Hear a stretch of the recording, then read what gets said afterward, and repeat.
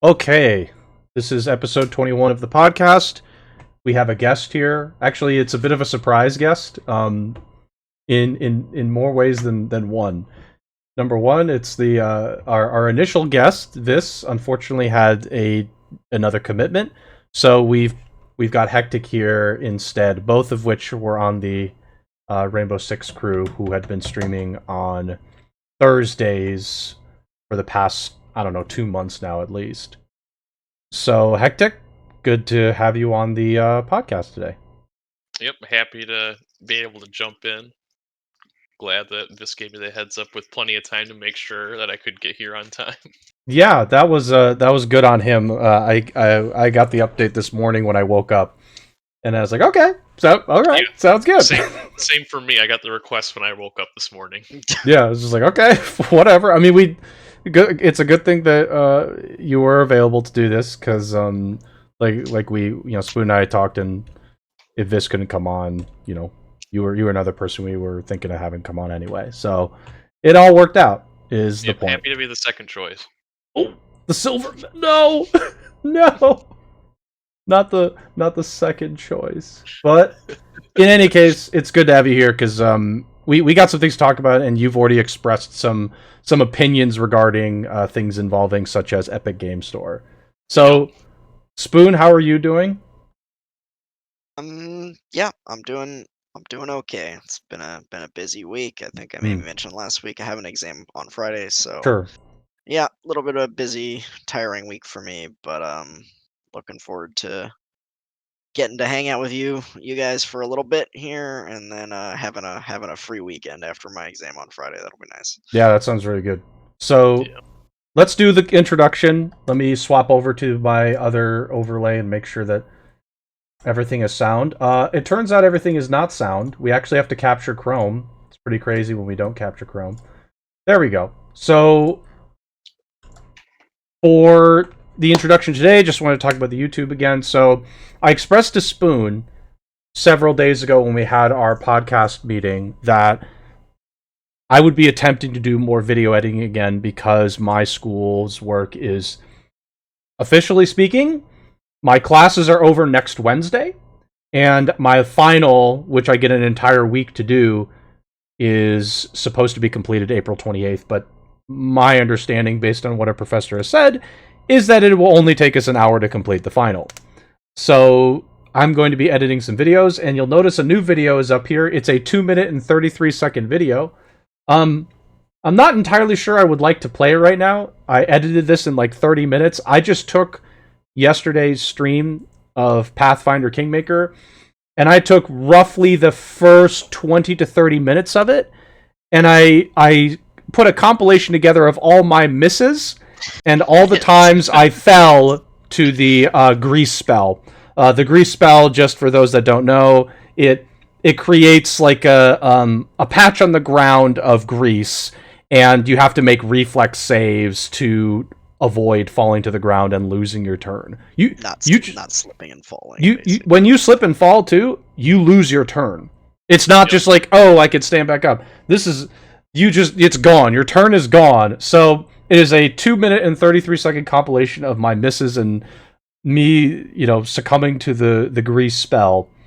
And it's again, it took me like 30 minutes to edit it, but if you just really want to take a moment and watch my suffering, that video will perfectly encapsulate yesterday's stream. But we also have other, all of our other podcast videos and such that are here. Please be sure to continue to support us. We've at least I've noticed a bit of a dip in our views and such. Kind of understandable given we haven't been uploading as much, so hopefully that we can bring that back up by being a bit more active. So I'll do my best to put together my Pathfinder experience videos, which I'll comment on that later in the episode too. That it's improved significantly since hitting level 3. Level 2 and level 1 were not particularly fun, but level 3 is the experience of actually hitting attacks is really exciting. So please be sure to check out our videos and such, and that's that for that part of the introduction. I will now turn it over to Spoon. I'd just like to say we just appreciate anybody who watches the stream or anything. Even if you don't watch the video for very long, when we post the videos, just go over, click on the video, click the like button, leave a comment if you have anything to say. You don't have to, obviously, but we'd appreciate it to get just a little bit more activity and visibility on the videos. Just helps. Mm-hmm. That's it. Yep. And there should be more activity in the coming weeks, given I'll be streaming every Tuesday on the podcast channel. So, Spoon, still going to turn it over to you for other updates related to the World Ends With You TV show viewing. So I put out a Discord message. When was it? Over the weekend or maybe the end of last week.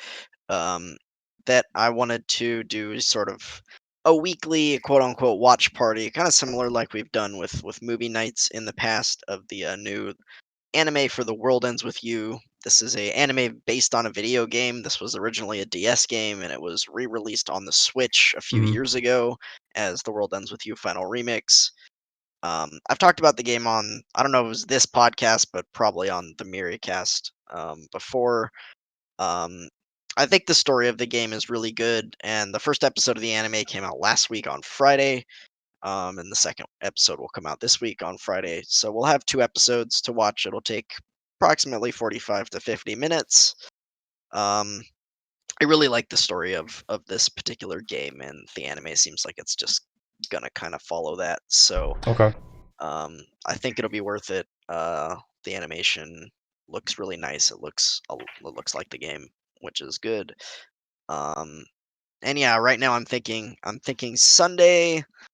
I was thinking we might have a D&D conflict, but it looks like we're gonna play Saturday instead, so there won't be any timing conflicts with that. So I'm kind of open, kind of all day on Sunday. So I guess I'm open to suggestions on what time people wanna do it on Sunday.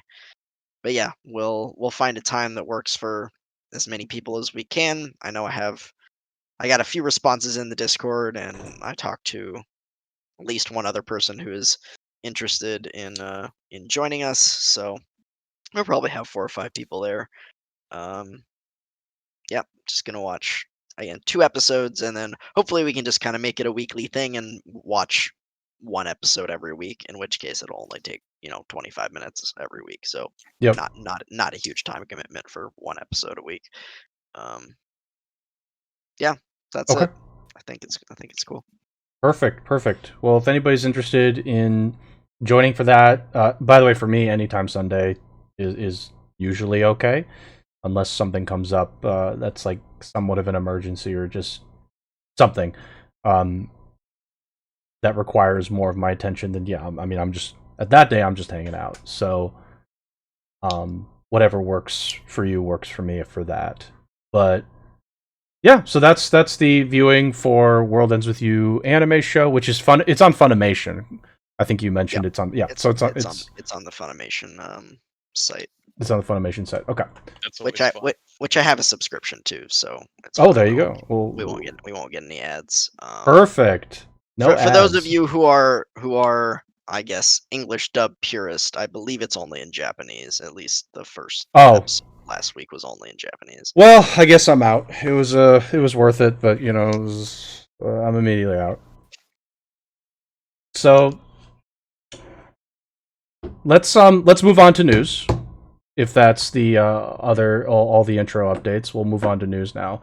Unless you wanted to, I know we did Godzilla last week, but yeah. I don't know when you're planning on doing Avengers. Probably not this weekend. I'll save it for the following weekend. Just we'll sort of we'll save it. We'll give some extra time to actually get it scheduled and everything. Okay. For that. So not this weekend. We'll sort of skip this weekend and move to the next weekend. Let's see. I just want to make sure. Okay, so I actually have 2 epic articles lined up here. One of which is what we've discussed, Spoon and Hectic. Obviously, this is where you can throw in your 2 cents regarding the Epic Game Store. But the summation from this article, which is from IGN, is that Epic is losing quite a bit of money because they're trying to offer exclusive games and they're offering free titles. And we'll just say, generally speaking, facilitating their Epic Game Store experience has lost them quite a bit of money, as they've committed roughly $444 million to exclusivity deals in 2020 alone. And that is actually in the second paragraph that I've just highlighted right here. The apparently, based on the end of year reports from Epic, just going to add on to this a bit more. Players spent $700 million on the Epic Game Store in 2020, but third-party games only accounted for $265 million of that. So, Epic hasn't earned back its $444 million yet in advances. So that's where part of that loss is coming from here, as well as some additional other losses that I'm sure they're taking on that. And this is all in the in their choice to compete with Steam, which, if I'm thinking of this right now, the main ones that I know of are for I'm going to call this PC marketplace. PC marketplaces are Steam, Epic Game Store will count there, and I think GOG is the other one that I know of. That's a pretty substantial, like a third party. So I'm not counting like Origin, for example. I'm not counting. Say, what about Origin and Uplay? I don't count Blizzard? them. Well, Blizzard has their. I don't count very specific launchers coming from the publisher. I'm only going to count third party. Even though Epic Game Store is technically a publisher launcher, they have marketed themselves as more of a global storefront. Yeah. Well, they've also taken on games that they haven't published. So correct. I mean, so like Ubisoft games, for example. Right, and Ubisoft, like, I think Uplay solely focuses on their own games. Correct. Yeah. Excuse me. Correct. Same with Origin, and then the BattleNet launcher, which correct. is just Activision Blizzard stuff. So we're going to separate those out of this. The main three that I've just highlighted being Steam, Epic, and GOG. There's probably others. I'm probably forgetting some others. As you may recall, Discord attempted this, and they backed out fast. They backed away fast from that. I almost forgot that was a thing. Discord did it for about a year, and then they backed out because you got to really invest, and Discord wasn't willing to invest. But Epic is. So, Hectic, why don't we start with you? Because you said you had opinions that were, I would say, rather significant, maybe? Yeah, so This goes back a long time ago, I think, when they were first starting this thing. I think it was with Borderlands 3. Correct. That was about 2 years ago. Yeah, when they announced like the whole original exclusive on their launcher. Yes. And that was a big thing. Like, a lot of people were really complaining about it, that they're only going to be able to get it through the Epic Store. And a lot of people were saying the whole vote with your wallet. If you don't want to see it happen like this, don't buy it. And I was one of those people. I was really adamant about the whole, I'm not going to buy the game even though I really want to play it, because I don't want to have to go through one provider. Sure. So I'm kind of happy to see this happen, because it kind of shows that, like, even though they're pushing out there to like make exclusives work, it's kind of biting them in the butt a little bit. Sure. And I hope that, like, if other people try to do the same thing, they realize that it's not going to work, and it kind of prevents that whole PC exclusive thing, which I really disagree with. Sure. Okay. Spoon? Anything? I've never been a big fan of the PC exclusivity thing either. It's kind of, we have consoles for that. Sony has their exclusive, and Nintendo has their exclusives, and Microsoft has some too, but they haven't been doing as many lately. So yeah, I mean, it's not surprising that they're losing money on this. I don't think Epic cares, because Fortnite just makes so much damn money that it's a drop in the bucket, and it probably doesn't matter to them. And also, Unreal Engine, I'm sure they make a ton of money off of that too. So, this is probably a drop in the bucket to them, and they don't really care. But part of me is like, I guess they have the Epic launcher. I assume Fortnite runs through it. I've not played Fortnite. Yes, but it does.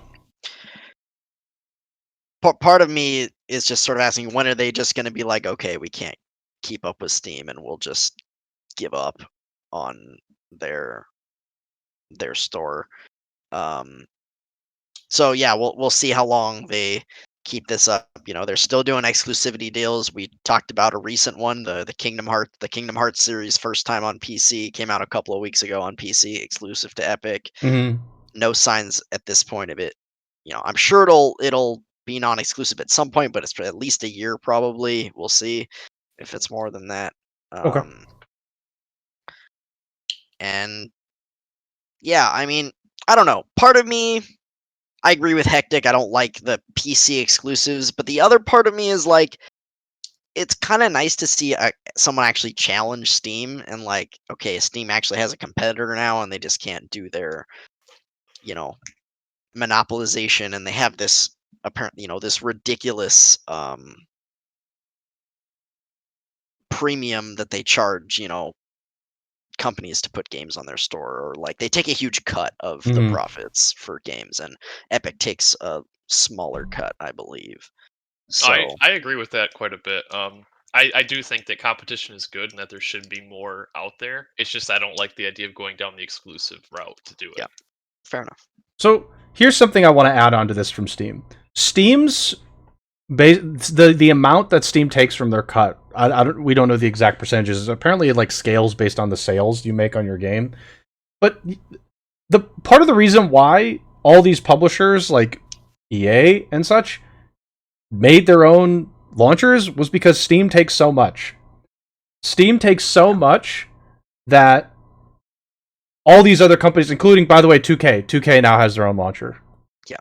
They're 2K like, now is their own launcher. it's cheaper for us to have a team design our own launcher than to pay Steam's ridiculous Yes. premium. So I'm like, I am putting part of that on Steam. As much blame as you should be directing towards, like, for example, Rockstar has their own launcher, which is like, isn't Rockstar part of 2K Games? So Rockstar and 2K Games have their own launchers, no.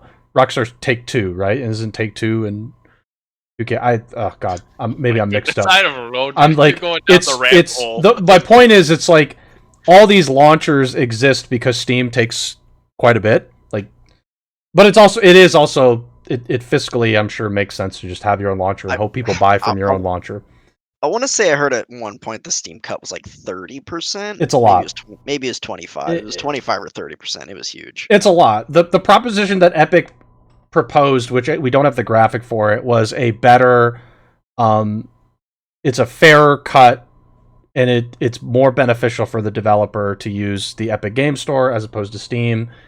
And they also like remove the Unreal Engine cost as well if you use their storefront as a place to sell your game. So that's something like the value proposition for the developer actually is in favor of being on the Epic Game Store. There are some consumer issues that still arise. For example, you can't review games on the Epic Game Store as a user, which is actually a significant deal for a lot of people. Among other things that are not there. But I have an interesting take, and it's probably a bad take. If I want to play Stardew Valley on PC, let's say I want to play Stardew Valley on PC, where do I play it? Steam. Can I get it anywhere else besides Steam? It's probably on Epic. I mean, I would guess. No, I don't think so. I don't think Stardew Valley is on Epic. Okay, I don't know. So I don't know where you go either.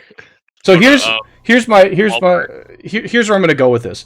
Steam already there are so many different games that are already exclusives to Steam from the PC marketplace, just because of the way things work. That I know why people are frustrated that Epic buys exclusivity deals for like a year plus. I understand the frustration, but Steam literally has all these PC games exclusive to their platform. Like, all these different games are exclusive to their platform. It's just I think it's not necessarily the best take, but at the same time, it's just like you're complaining that Borderlands was exclusive to Epic for a year, but like all these other games have been exclusive to Steam for the longest time on PC, and nobody cares that much. Well, that's relatively because Steam speaking. was the only thing in the Right. market for the longest time. It was the only option. So This is that's part of my confusion. Is it's like, okay, you're upset that Epic is trying to do an exclusivity deal, but at the same time, for me, I'm like, okay, first off, yes, I understand having tons of launchers is kind of annoying. Believe me, there are so many launchers we've downloaded. It's kind of insane. For me right now, I have like at least 4 or 5 different launchers and probably a couple more shadow launchers in the background whenever I play like Civilization or XCOM or any Rockstar game if I were to play one. I feel like most games, if you launch them on whatever you launch them on, either Steam or Epic GOG, there's like a separate launcher that'll There's a pop separate up when launcher. when you click, and then you'll have to click Right. play in their launchers. Which, So I've which is just just accepted annoying. that. That's my fate from now on. it's Playing It's video games. which is very Launch- frustrating. launcherception, dude. It's which is super frustrating. It's just like, okay, come on, really? But my whole point is like, I'm glad Epic is investing. I'm glad they haven't backed away just yet, because I think they do see that they are pulling in quite a bit of money, even though they've taken a loss here, and the loss is still pretty significant. Like you're taking a $300 million loss. That's still quite significant. But my hope is that they're seeing some kind of positive trend that they won't stop, because Maybe they lost less money this year than they did possibly, last year, basically. possibly. I mean, like, the best thing about Epic is getting the free games. I've gotten some really great games from Epic for free, so like I can't really complain about Epic like doing the year-long like exclusivity deals. Like I can, but at the same time, I also get a lot of unbelievable games for free. Games that just like have no business being free. Just zero business being free, I have gotten for free. So I think there's like this part of everybody being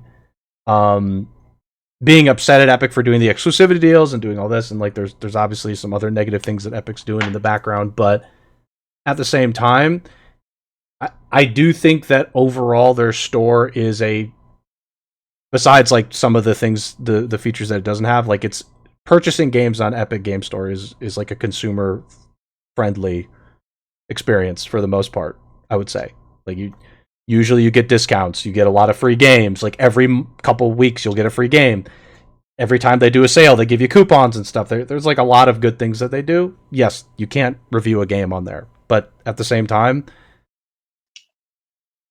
if more games are going on Epic, I actually wouldn't mind that much. I would have zero complaints if more games kept going to Epic, like, because Steam is just going to be there unless they do something really bad to screw it up. But that's I'll end my take there. You got a good point there, Otto. Like I can see where you're coming from on a lot of things, and I think I kind of agree. I think you might have changed my mind slightly. I still don't know about the whole exclusive thing, though. Understandable. Yeah, completely understandable. I'm kind of. I buy half of your take, and I don't buy the other half. Well, okay.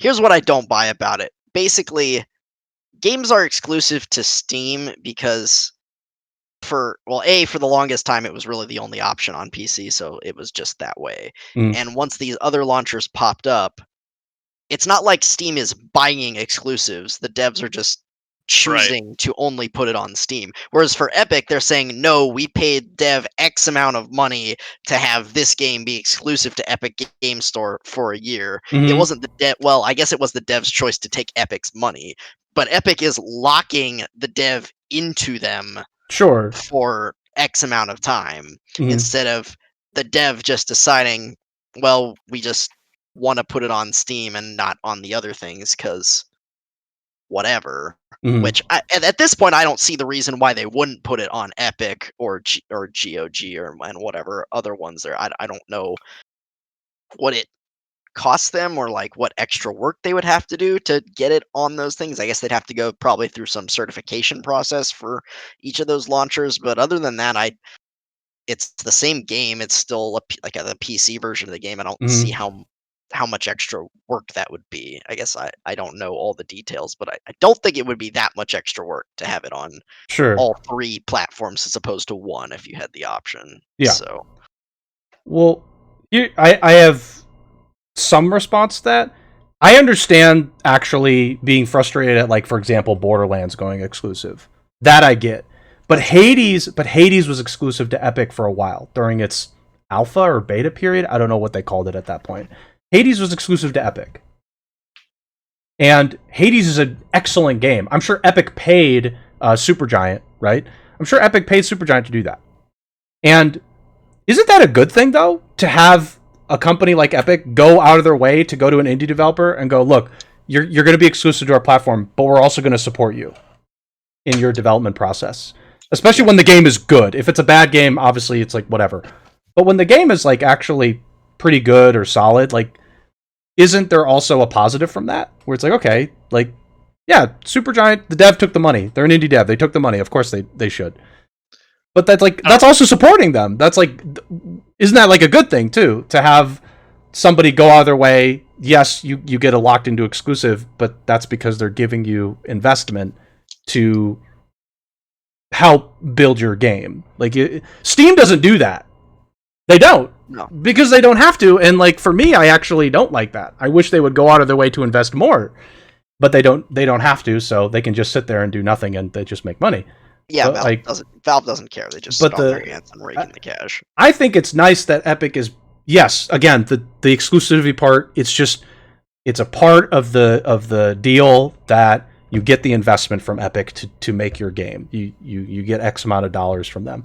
Borderlands, I actually don't agree with that one because like that they don't need the money. Borderlands had enough money to develop this game. At that point, you're just doing it for a couple extra bucks. It's like dessert on top of that. But like for Supergiant, maybe for Hades development, that kind of stimulus into your development process to have just like an extra injection of cash from Epic to help develop your game. That's great. That's like proactively investing in game development. Like in some cases that's bad, like EA buying like something like, you know, BioWare has done terrible things to that developer's games. That was exactly what I was going to say. I was going to say, Otto, like, terrible I really agree things with your points, but it just makes me nervous when I hear about these things because of what has happened with larger companies buying out the smaller guys. EA intervenes. Epic doesn't intervene in the development process. EA intervenes and actively is a publisher that says, hey, you do as I say. Epic says, okay, if you put your game exclusively on us, here's a bunch of cash. We don't have any other say in your development process, at least my understanding. And we'll promote your game on our store and using our Twitter accounts and et cetera, et cetera. I get from the consumer side, yes, nobody wants to feel like Epic is forcing games onto their platform and we have to go out of our way to take the 5 minutes to go to epicgames.com or whatever and download a launcher. It's an extra tedious step that people just don't want to take, and it's like, okay, you're locking in exclusives. We don't like that. But at the same time, they're injecting funds to help the development process. I think that like some people focus way too much on the exclusivity part and don't see, well, Epic is proactively trying to support game making in some way. You could make that argument too. I'm definitely with people not liking the exclusivity part. I get it. It's not conducive to consumer friendliness. But at the same time, if like somebody like Epic, who's not trying to influence the game development process by itself, says, here's $50 million, put your game on our store exclusively, I'm perfectly fine with that as the player, because I'm like, okay, you're putting money. It's not $50 million probably, but like, sure, that's more money that developer can use to facilitate possibly a better game, get more people hired to actually make the game, make it even better. I mean, like, it's a relief, particularly if it's a game developer like an indie dev, like for example Supergiant, who made Hades. Like, sure, you got a track record, the game is great, you inject some funds into them and it could be even better. I don't know. Initially, I didn't like the exclusives, particularly like a Borderlands type of exclusive deal. Like, really? Borderlands, you don't need the money. But like some of these other indie devs need it. I'm totally fine with Epic throwing in and making a indie game exclusive to their platform if they give them a couple $1 million to help with their game development process. I get it. That makes sense. I'm actually with you on that with indies, especially Supergiant. I'm not sure needed it. They've made a couple of really. I know they're like technically an indie dev, but they're pretty big as far as indies go. They've made some hits, and they're well known. But I guess technically they're still an indie dev. But yeah, I agree with you on indies for sure. And I'm definitely. I'm starting to. I really. I'm at the point where I don't really care anymore. Where it's like, okay, if you want to put the game on Epic, put it on Epic, and I'll use Epic. It's still the PC game, and it's fine. I wish Epic had more features like reviews that you mentioned, and like they should. They have achievements, but they're scuffed. Like I was looking through Epic. How do I look at my achievements on Epic? I have no idea how to find. I don't know where it is. I don't know how to find it. And I tried looking up online, and it was like I couldn't find an answer on how I look up my achievements on Epic. It makes no sense. No one will defend the launcher's UI. No one will defend that launcher's UI issues and lack of features that need to be on there. No one can defend that. It's like, it's amazing to me how somebody hasn't added those features yet. It's just like, come on. So yeah, I wish Epic had some more features, but yeah, I'm definitely starting to be swayed, or at least I'm just saying, I don't really care anymore. If you want to be on Epic, you're on Epic, and if I want the game, I'll go buy it on Epic, and if I don't, I'll wait or just not get it at all. I don't know. I will add on to this that Sony, the Epic, got some investment. They got $1 billion of investment a couple days after the "they took losses" article came out. They got a $1 billion investment, and Sony invested $200 million. So that was a little added thing that I noticed on Twitter a couple days ago. Well, I guess not a couple days ago, more like a day or two ago. And I guess they're part of that, I'm sure, is to recoup some of those losses. But I think Sony, was it the PS5? I was reading something where Sony's utilizing the Unreal Engine more. I wonder if this has anything to do with the whole Xbox Game Pass. Because Xbox Game Pass will be coming to PC, and I had heard something that would be working with Steam. So maybe this is Sony trying to get into the PC market by going with Epic. Maybe. Possibly. It makes... It's a very hot take, but I don't know. Just throwing that idea out there. It does make sense. It actually does make a lot of sense if that's the case. But that was the main part of this article, is that Epic got $1 billion more of investment. Yeah. I mean, it seems like more and more companies are starting to just realize that Unreal Engine 4 is just kind of the way to go, and it's way cheaper for them. Well, it's cheaper, maybe cheaper, but it's definitely less of a headache to just use UE4 because it's such a good engine, as opposed to spending the time and money it makes to develop their own engine, which is usually crap, or at least not as good as UE4. And they're just like, okay, yeah.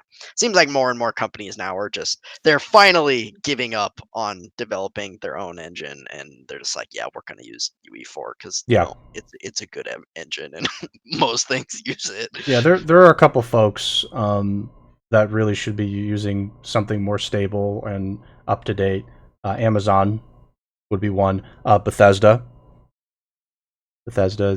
engine is terrible right now. Are they still using the Fallout 4? They said they're going to redo it. They said they're redoing the engine for the new Elder Scrolls game coming out in 2035. They'll have a new engine, which will get dated so quickly because that's how their engines work. Their engine works for about 2 years, and then it gets super dated, but they keep using it for 10 additional years. Yep. And they're Thank like, goodness where Potters. Yes, Jesus. So yeah. Okay. I saw something, by the way, regarding Days Gone 2, by the way. I should really double check on this rumor. I won't mention it at the moment because I want to follow up on it, but it was something to do with like Days Gone or something related to it going mobile, actually. Which I never played Days Gone, but I don't want a mobile zombie game. I feel like there's lots of those. I see ads for them all the time. Oh God. You know what I see ads for all the time that I wish I would stop seeing it for? League of Legends Wild Rift. Riot. Every time I go on anywhere, YouTube, Twitter, is Wild Rift. I don't want to play your mobile game. Riot. I don't want to play it. Stop giving me ads for it. I played the PC version and I got tired of it and I stopped playing it. I don't want to play the mobile version. Thanks. Wonder if the mobile version has. I'm sure it has like maybe some chat interface. It's like, no, I'm good. I don't want League of Legends chat on my phone. I'm good. Yeah. I'm good. Thanks. Okay. So, Last of Us remake reportedly in development. Days Gone 2 pitch rejected. So, Sony Studios reportedly working on a remake of Last of Us, and Sony Bend. I'm assuming that's the developers, one of the developers within the Sony Studios, working on a new title after an unsuccessful 2019 pitch to make a second Days Gone game. So, I've actually never played Last of Us, or Last of Us 2 for that matter. Spoon, you played Last of Us. Would you buy a remaster of the game? Absolutely not. Okay. Hectic, did you play Last of Us? So I didn't play it, but I watched a full playthrough of the game, and I'm very confused as why they're making a remake. It doesn't really seem needed at all. Here, I got it. I got the answer for you. I got it for you. Yeah, money. It's right here. Is the one. It's That right is here. the one. This game came out less than 10 years ago. Right. Already, it was a PS3 game, and then like a year or two after it came out, the PS4 came out, so they made a PS4 remake, like not a remake, but a remaster, the port of it to PS4. And then they're gonna remake it.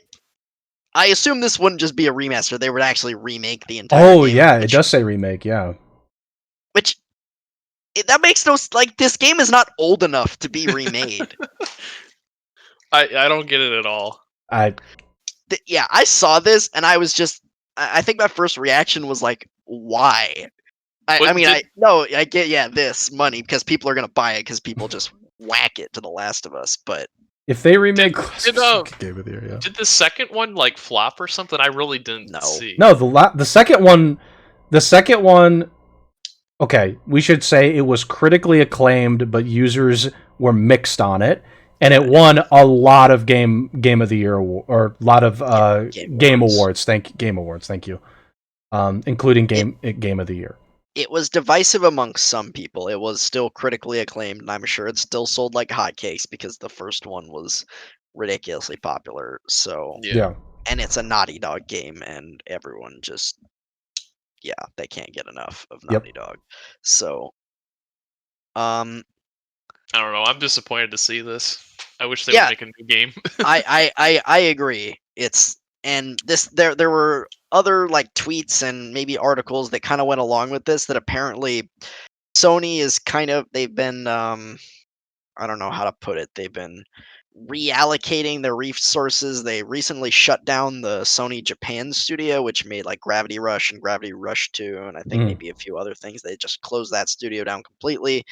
And apparently, what I've seen from some of these articles is that basically Sony has gone into a mode where they're not taking flyers anymore. They will basically only make surefire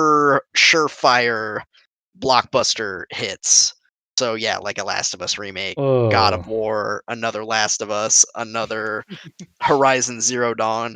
Days Gone apparently, like, while it wasn't a blockbuster, they made money on it, and not like an insignificant amount either. It wasn't a Last of Us or a blockbuster, and it was kind of mixed reviews when it came out, but generally people liked it and it sold pretty well. And apparently Days Gone 2 is not good enough for them. Nope. So Sony, I don't know.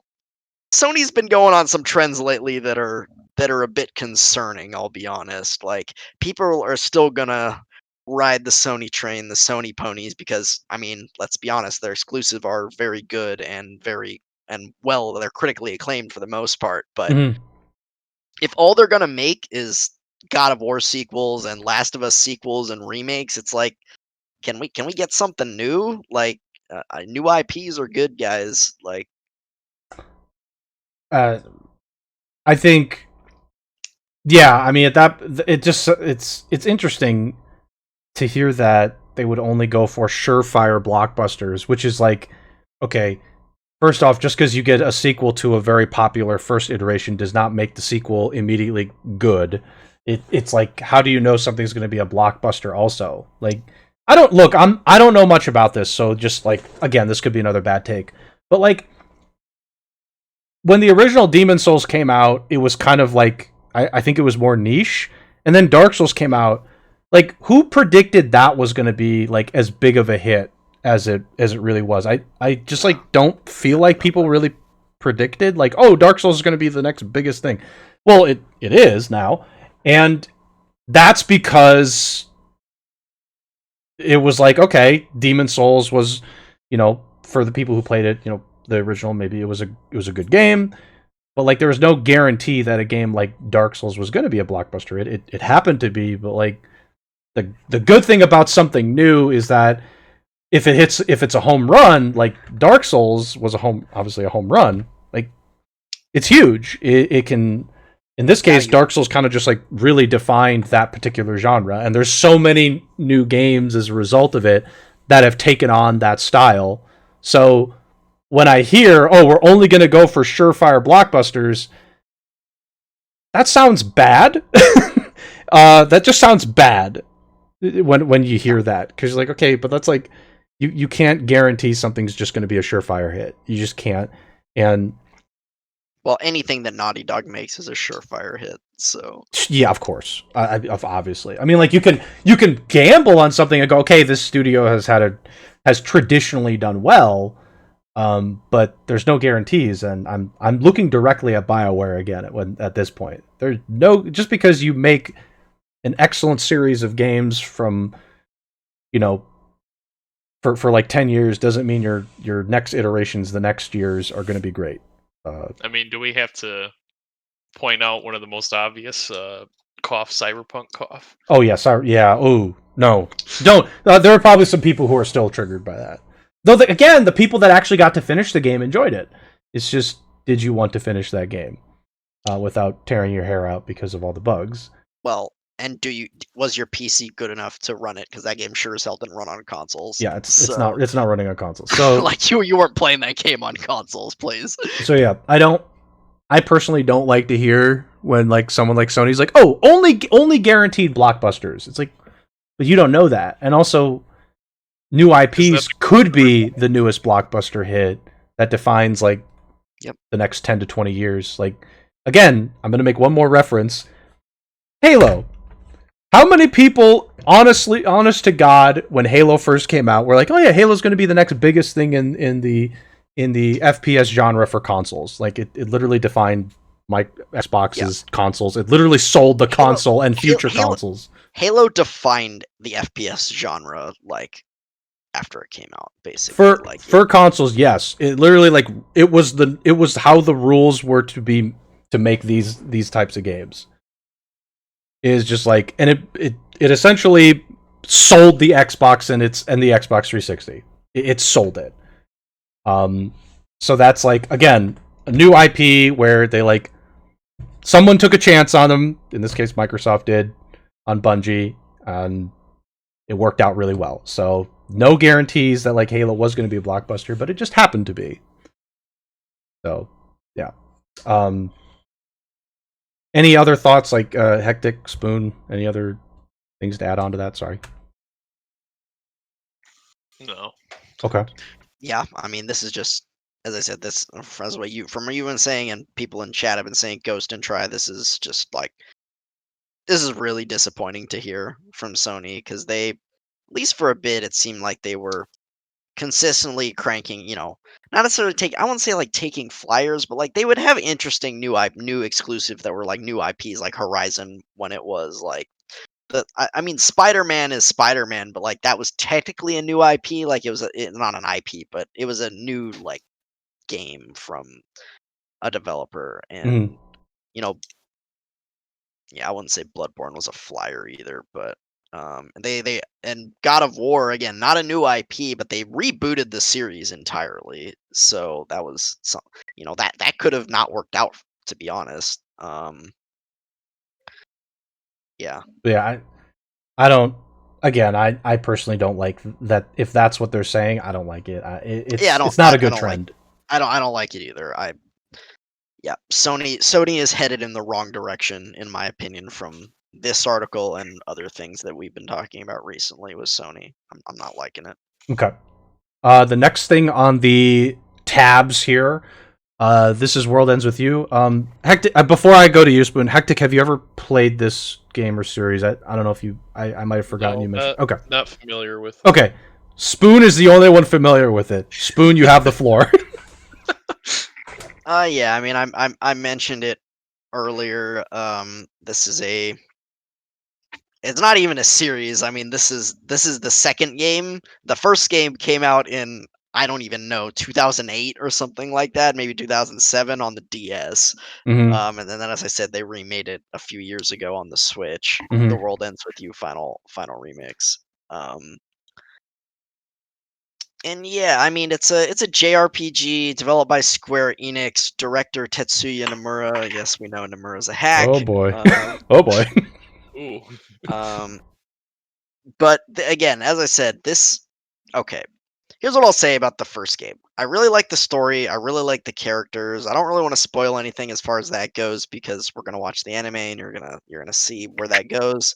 Um, and it has some interesting ideas. And yeah, our good friend Blue Infinity 22 is absolutely obsessed with this game. The original, The World Ends with You. Um, and it's a really cool series. The gameplay, honestly, I could take it or leave it, especially on the Switch. It uses, again, it was an early DS game, so they really tried to use the touch controls, Oh boy.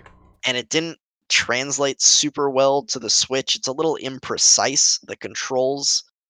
Um, you basically, in combat, you control your character by like tapping on your character and then sliding your finger across the screen to have them move or dodge or whatever. Oh But then my. all of your attacks are these pins, um, which you have to do different touch controls to use, like either tapping or swiping. And again, it just ends up being very imprecise with the control. Sometimes you'll use an attack when you want to move, sometimes you'll move when you want to attack. Yeah, the controls are a little rough, I'll be honest. But the game isn't that difficult for the most part, and a lot of times you can just spaghetti through most fights and just kind of like, and just kill everything I anyways, so see. it doesn't Okay. matter. But the concept's really cool. I think the story and the characters in the world are really interesting. It takes place in like modern Tokyo in Shibuya, and you're a part of this thing called the Reaper's Game. Um, and you have to complete these different tasks over 7 days. And if you don't, you get quote unquote erased by the Reapers or I by the see. enemies I or see. whatever. So it's like you can survive the 7 days and get out of it, or you can die, basically. Wait. Um, Just as a side comment, I distinctly recall this happened. We've discussed this game before. Did the Persona fan folks like get mad because they're like, oh, it's copying us, but isn't? yeah, But yeah, Shibuya is a real. yeah.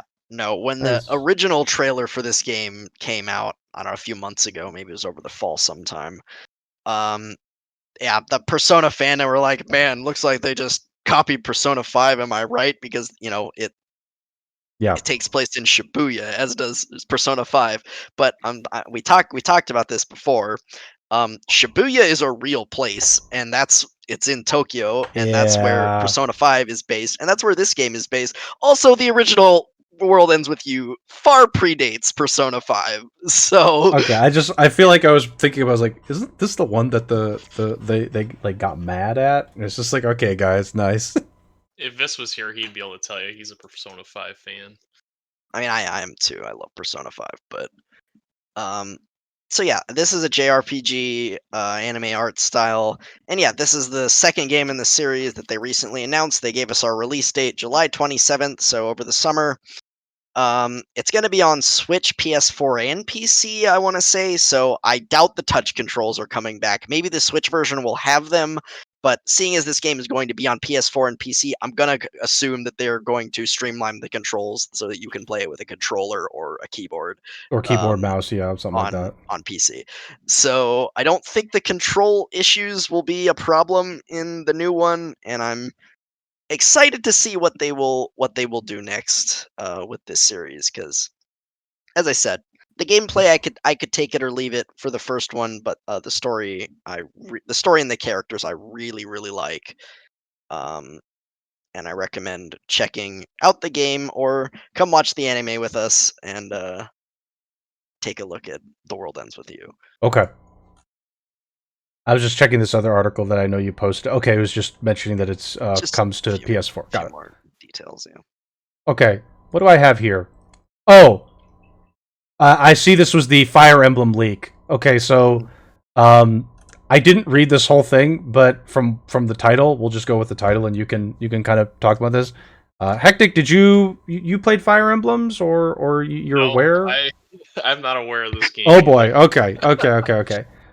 Fire Emblem over the past 6 years is it's a dating simulator. You play as this character, you make your own character, and then you just figure out which characters to date. There's like some kind of turn-based tactics game underneath it, but that's not the real game. The whole point of the series is to you like date characters. I hate you so much right now.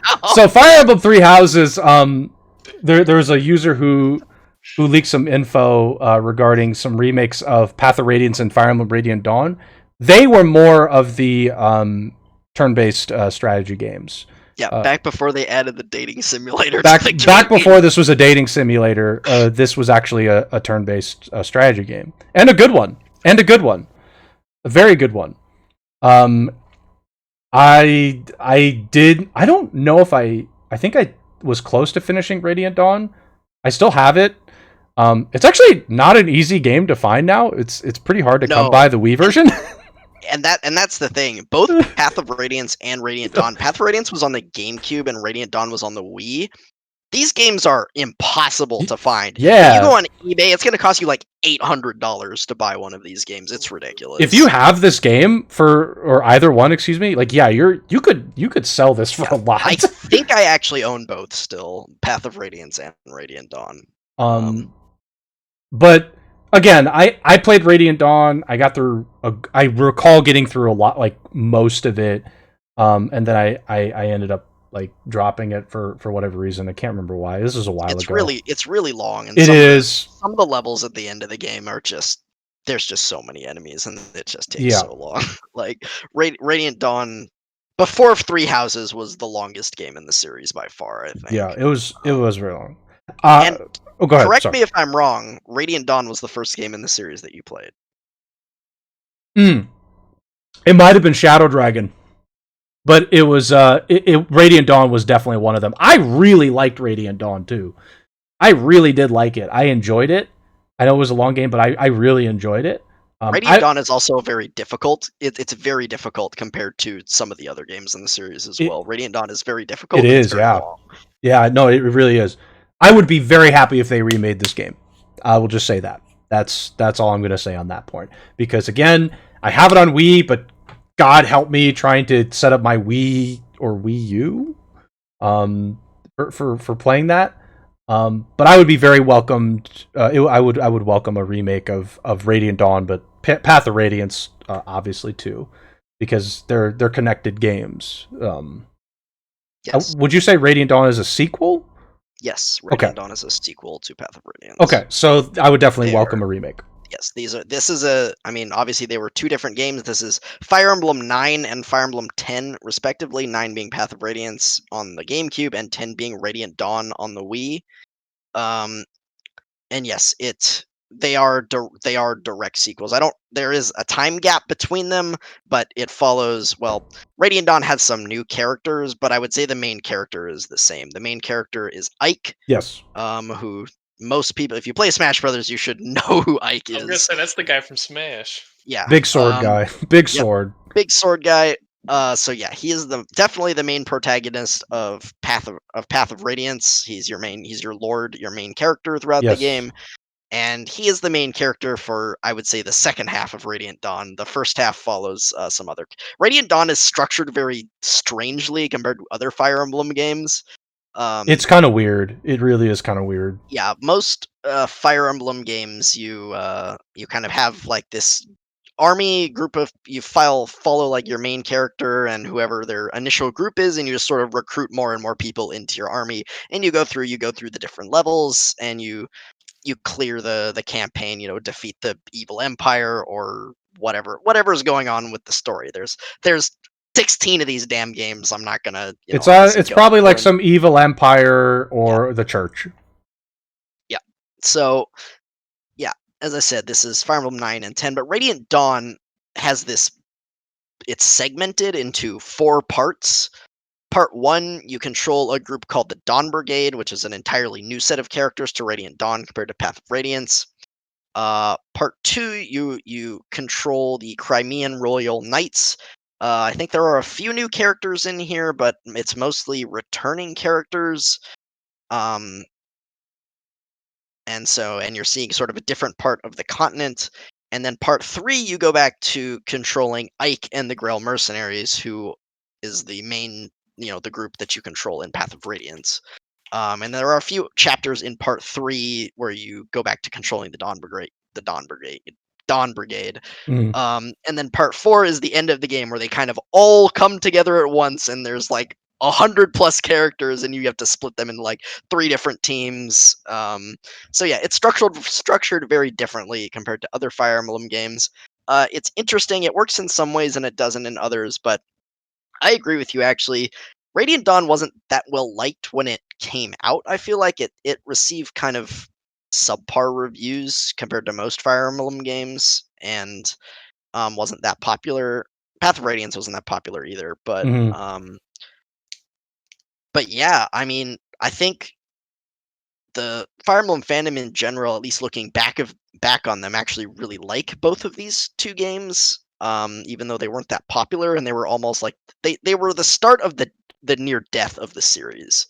For those who don't know, Fire Emblem was going to end on Fire Emblem 13, which was Awakening. Had Fire Emblem Awakening not sold as well as it did, they were going to kill the series. Nintendo was going to kill the series because it wasn't performing well. Shadow Dragon did not do. Path of Radiance and Radiant Dawn did not do well. Shadow Dragon did not do well, and then the follow-up to Shadow Dragon, New Mystery of the Emblem, also did not do well. That one didn't even come out here in the States after a string of games coming out here in the States.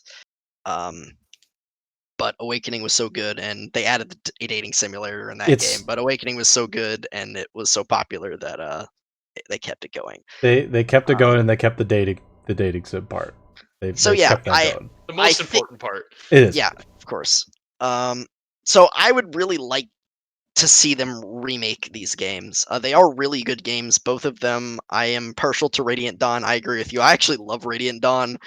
It's up there with one of my favorites for the series, along with like the original one that came out here, Fire Emblem 7, the Blazing Sword. Three Houses is up there too. That one was really good, and Awakening, and Radiant Dawn. Those are probably my top 4.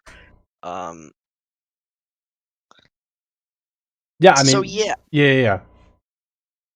So yeah, I would love to see them remake this. This rumor we talked about last year, honestly. I would say around the same time that this kind of went around, and then nothing was announced last year, so it didn't happen. And this sort of Reddit person, this Thanny Bomb person on Reddit, apparently had some very reputable leaks for Three Houses.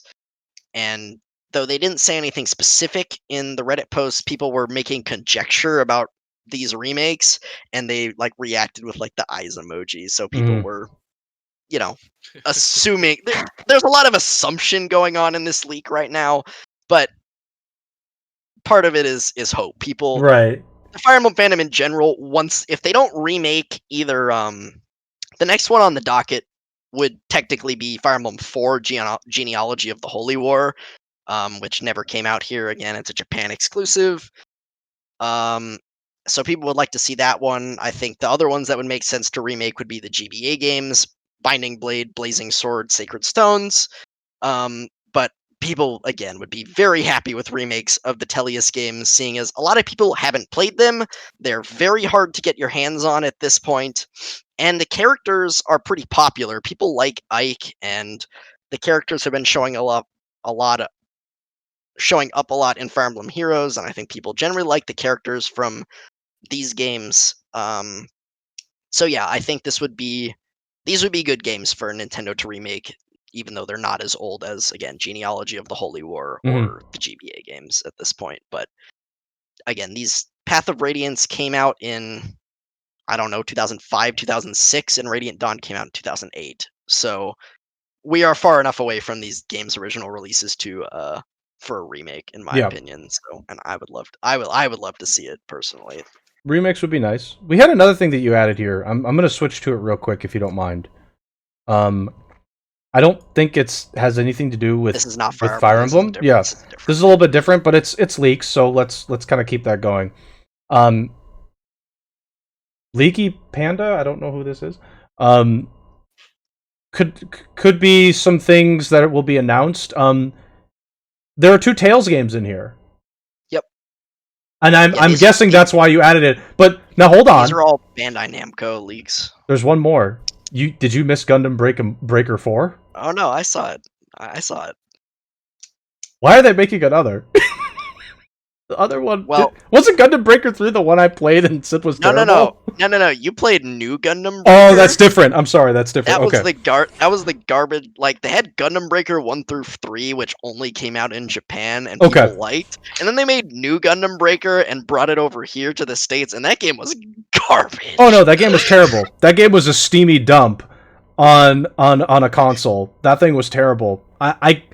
I'm very sad that I played that, but I kind of enjoyed making the dumb-looking Gundam the models, so that was like kind of the funny part. Yeah,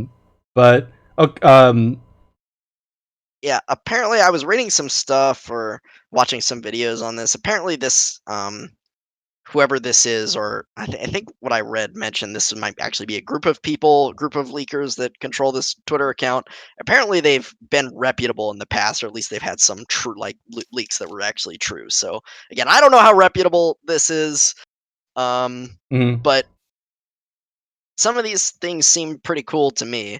DBZ Kakarot, I didn't play it. I don't really care about it. It looked okay, but okay, it might come to the Switch. Dark Souls going on to Switch and Stadia. Okay, that makes sense. But yeah, the 3 that I care about are the 2 Tales games. Tales of Destiny, which is the second Tales game, which again has never released in the US, or in the West, Japan exclusive. And I'm not sure if this. I think they clarify in the thread that from the leak, they think it's just going to be like a port of Tales of Destiny, or an updated version, like a PS2 version that they made. But I would rather they frickin' remake it. But either way, we've never seen this Tales game in the West, so that'll be cool. And then the Tales of Arise, we know about Tales of Arise, but they're saying it's going to be on Game Pass. Oh my goodness, that would be interesting. Oh my goodness, that would be. Xbox is trying again. Microsoft's trying again. They've not exclusive. I know, but they're doing it again. They're making the second little attempt here. Not an exclusive, but they're dipping their toe back in. Now, Otto, do you play the Tales games? I've played I played Xillia 1 and 2. I own Berseria. It's dusting somewhere in a game case. Actually, I'm looking at it right now. And you've played half of Vesperia. And I played I thought you said a third, but okay, half of Vesperia. Yeah. Okay. I played half of Vesperia, and then I realized there was like another long chunk of hours to go. You were like 20 hours. This is a funny story. We've told it multiple times. So I introduced Otto to Tales in college, as I introduced him to many, like, some animes and like Tales, Fire Emblem, some other like JRPGs. But anyways, so Tales of Vesperia was the newest Tales game at that point, and he had gotten about 20 hours into the game, and he was enjoying it up to that point. And he was It like, was. It was good. he was like, "Hey Spoon, I'm enjoying this game. I'm getting pretty close to the end, right?" I was like, "Yeah, you're getting there. You're like halfway through." And he was like, "Nope, I'm done. I'm done." You have to understand something. You have to understand something. My brain is very small, and it has a very low attention span. So what ended up happening was usually the games I play are like 10 hours to 15 hours at that point, or it's like Call of Duty or something, like it's a multiplayer game. So when I was like, "Oh, I'm 20 hours in and I'm halfway through," that's it. I'm out. So I jumped ship right there from Vesperia. It's a good game though. I liked it.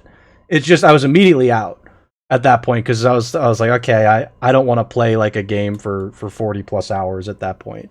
Yeah. I'm more welcoming of it now, but even then, like Otto was not indoctrinated into the ways of JRPGs yet. it's pretty rough, to be honest. I was indoctrinated to Gundam. That was good. That was fun. Yep. Gundam was fun. That was a good choice. Gundam Seed was a good choice to show me too, because that show was like, if that was like a good introduction show for me too. I enjoyed that. But we talked about, I'm surprised because the beginning of it is actually, well, the first couple episodes are good, and then there's like 10 episodes in a row that are kind of boring. Well, there's so many sections of that show just to before we go back to the news. There's so many sections of it that you're just like, I was scratching my head like, what? Okay, whatever. It's just like a silly show in a lot of ways at the beginning. But it's pretty fun. It's pretty fun. Okay, but let's keep going here. Let's get through our news. We got a little bit more news, and then I added something at the fact at the end. I'm very curious as to how people feel about the things that I added here at the end. But Tales of Arise coming to Game Pass actually, I think would be a pretty big deal. I think it actually makes a lot of sense. It's a good choice, and hopefully, maybe it'll elicit some interest in the console. Who knows? Exactly. Like, I think it's a good choice for both Microsoft and Bandai Namco. Bandai Namco I feel like they're trying to turn Tales into they're trying to expand its popularity, basically. Like, it sells well enough for them, I think, but they want it to sell more, obviously. They want it to be more popular than it is. So they're really seems like they're doing their best with Arise. They're putting a lot of time and effort into it. The game, at least from what we've seen, looks really pretty. They're using UE4, and the latest, kind of Nothing Burger trailer that they showed us for it showed off some English voice talent. I don't remember who the voice actors were, but they were recognizable. They seem like they're kind of going in on Arise, and putting it on Game Pass for them makes a lot of sense. It's like, people who have Game Pass, maybe they'll take a look and say like, "Hey, let me try this," and maybe they'll like it and they'll become fans of the series. It doesn't cost them anything to try it on Game Pass. So. It makes a lot of sense for people that are trying to dip their toe in the water. It makes a lot of sense here. I think it's a good choice for this particular thing. Gundam Breaker 4. I'm looking at the game right now before I move on. PS5 and Xbox Series X, along with PC. I'm ignoring the PC part, but like. Okay, it's just like coming out to new gen consoles and that's it. It's not coming out to the past gen. That's like, that's kind of an interesting choice to me. Yeah, I don't know. That's the rest of this leak I could believe. That one I'm kind of like, I don't know about that one. Usually games, would I like it? Yes, but like that game feels like it's probably already been out in Japan, because that's usually what happens with these games. So. Gundam Breaker 4 has not been made yet. It hasn't. Oh, so the West they've taken a break for a while from that series after New Gundam Breaker. So interesting. Yeah, it's super interesting. Super interesting. That's all I was going to point out. I mean, this to me, if it's part of this leak, then that game is going to be like a worldwide release. Which it's bold. Do we attempt to go back into Gundam Breaker? New Gundam Breaker was a disaster, but this... I mean, assuming it's good, which New Gundam Breaker wasn't. New Gundam Breaker was so bad. Oh god, it was so bad. We haven't heard from Hectic in a while. I know you don't seem like much of like a JRPG guy, but do you have any comments on any of the things we've talked about in the past 20 to 30 minutes? It's so I don't know. Like, I grew up playing RTSs and FPSs, right? Yeah. So like the JRPG genre is like really new to me, and it's definitely something that I'm like tempted to break into. It's just kind of like, I don't Where know. do you It's where hard do to you it's where hard do to you find start? the break in. Yeah. So like I'm definitely like interested in like trying to find like and like learning about all these ones. That's something I've wanted to try for a while, but it's just like I said, I don't know. FPSs and RTSs. That's what I grew up playing. That's Yep. really all I play. That's That's your his thing, that's your man. jam. Yeah. If there's now, tell him you should tell him about Advance Wars. He would be into Advance Wars. After this, you should tell him about Advance Wars. Do you know what Advance Wars is, Hectic? No. Oh, good God, Spoon. After we're done with all the new stuff, you need to tell him about Advance Wars. Good God, he'll jump on that in a heartbeat. If just get an emulator, play it. Advance Wars is where it's going to be at for Hectic. Actually, can I ask a question for Spoon and to you, Hectic? So Nintendo did an indie world today. This is kind of like after this particular article. I'm going to be perfectly honest. I had zero interest in everything except for the Teenage Mutant Ninja Turtles game. Hectic, do you follow these like indie worlds at all for Nintendo? No, but Teenage Mutant Ninja Turtles makes me interested because I Okay, actually I will. played an old one. Then I will. Ago. Well, when we go to that, we'll skip straight to that part. Spoon, I don't know if you actually watched it. I did watch it. Okay, I had zero interest in everything except for that. Like I was skimming through it. No, I had zero interest. The first half, I had nothing that I was interested in. Teenage Mutant Ninja Turtles was cool to see. I knew you would like that because I know you love like Turtles in Time and those Oh old God, yes. TMNT games. God, yes. There was one like RPG in there that it was around the Turtles one as well. Like when they showed it, that looked kind of interesting to me as I think well. I know which one you're talking about. Yeah. It's called like Chris Tale or Yep. something like Yeah, that. I know what you're talking about. Yep. And there were a couple other things near the end that was like maybe kind of interesting, but yeah, most of it, again, I'm not much of an indie player, so most of it I didn't really care about. But Okay. you know, Okay. So this is Gundam movie news again. Hectic. I'm not sure you're familiar with Gundam, so you can. I am. Oh shit. Here we go. Okay, here we go. I'm excited about this. I mean, I went and saw the Godzilla movie just to see giant monsters fighting each other. I'll watch a Gundam movie. So, I have thought I think I don't know if I'm going to make Spoon mad with my take on this, but Netflix. I'll just read what the article says here. Netflix is making a live-action Gundam movie with the director from Kong Skull Island. So, I didn't actually watch Kong Skull Island, but it's a kaiju movie. It's King Kong, and it's just like the main crux of that movie is Kong's fighting stuff, and there's some other stuff. I'm sure there's some other human plot. But the human plots are always crappy in those movies. So, yeah, they're making this live action Gundam movie, which is going to stream exclusively on Netflix. I'm just looking through. Not much is being unveiled regarding the movie's plot. Spoon, if there's other things in the article that I'm kind of skimming over, you can obviously feel free to bring it up. But I think, like, generally speaking, I don't know why they think it's a perfect match for Netflix. Can I be honest on this? I think this is a bad idea. for Netflix specifically, or in general, a bad idea? I think it's overall a bad idea. I think overall it's a bad idea, and here's why. Here's why. Okay, I have to be honest. I have to come from my heart on this, Spoon. You know I do like Gundam. You know I like Gundam. I know you like Gundam. Yeah. This is a terrible idea. Number one, I don't know a single live adaptation of any sort of anime on Netflix that is worth watching at all. The Death Note was so bad. It was horrible. It was horrible. So bad. It was comical. That's what it was. Okay, so that's already working against it. I do like the director choice to some degree. Like getting some kind of like someone who's involved with like monster type movies might actually kind of work here. You're working with something that, like, Gundams are theoretically like the size, you could maybe say they're the size of a kaiju, like kind of makes sense. Like you're looking for large scale combat situations. Okay, sure. Like one-on-one fighting is kind of like Gundam's thing in some ways. For certain shows. So G Gundam. Yeah, for G Gundam, like I think Gundam Seed and Seed Destiny, it kind of works in some cases. Like the recent Gunpla based shows, it kind of works. Like Big Mech fights, if they want to go that direction, like it might make sense for this director. I just think this is a bad idea. I think I think it's not going to work because I don't know of any live adaptation of an anime that's worth watching. I think it's going to do a disservice to the fandom. I think the fans are going to hate it because Fans will almost certainly they'll hate it because they're gonna take too many liberties with it, Exactly. like they always do, and they're just gonna turn it into a they're mess. they're, where it's they're like, going to hate it.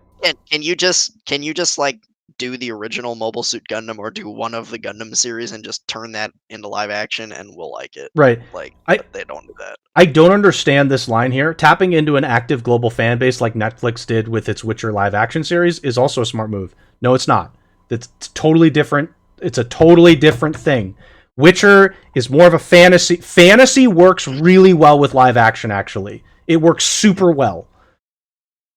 Gundam does not work. It just won't work. I'm being pessimistic. This is not going to work. It's a bad idea. It's not good for Netflix to add it because historically speaking, live action shows on Netflix are terrible, and it's the fans are going to hate it. People who aren't fans are going to watch this and go, "Wow, this sucks. I'm never going to watch anything related to this again."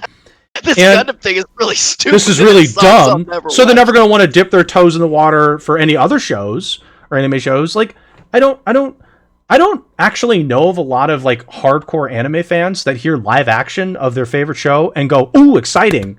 I really don't. Like So go ahead, Hector. Go ahead. I'm going to disagree with you, Otto, on some points. Some points you're absolutely right. I think you're completely correct about the live action adaptations. A bad idea for animes. However, I think because they're getting the Kong Skull Island director, it is going to be more of a big mechs fighting each Okay. other, and they'll have a good person for doing that. I think this plot will probably be pretty bad. It'll be terrible. I think any kind of human plot point will be really bad, but the mech fighting will be a lot of fun. The fans will probably hate it, but people who like to watch giant mechs fight will love it. So I'm excited about it. Okay. I can see how if you're like kind of an impartial group where you're like, okay, I'm not so concerned about the fandom part of it or like the Gundam focus. Maybe you've heard of Gundam, but you've never really watched it, and you see like a Gundam movie. It's like, oh man, the big mech fights. That sounds cool. I Right. guess I'll check it out. That's popcorn. That's popcorn movie. That could Like work. look at Godzilla, right? That's a perfect example. That's true. Yeah. The plots were awful. There were so many holes in all the plots, but people loved it for the giant monsters fighting each other. That's true. I think the same thing will happen with this. Here's the thing though. Here's the thing I said about the recent Godzilla, we'll say kaiju movies in the Godzilla universe. The monsters are 10 times more interesting than the people. The people are actually hunks of wood. It's like I'm actually watching trees, and then the monsters have personality. The monsters have so much personality. So here's where the problem comes in though. Like the Gundams are not like sentient beings, which means that the people driving the Gundam have to have a personality of some kind. Not in all cases. I'm looking directly at Shin Asuka from Destiny. He's a hunk of wood, basically. But he's not a hunk of wood. He's a 12-year-old who throws a temper tantrum Sure. the whole show. So here's the thing is I don't want to watch that in a live action movie is my point there. If they're going to go that same line of like, okay, only teenagers can drive Gundams, which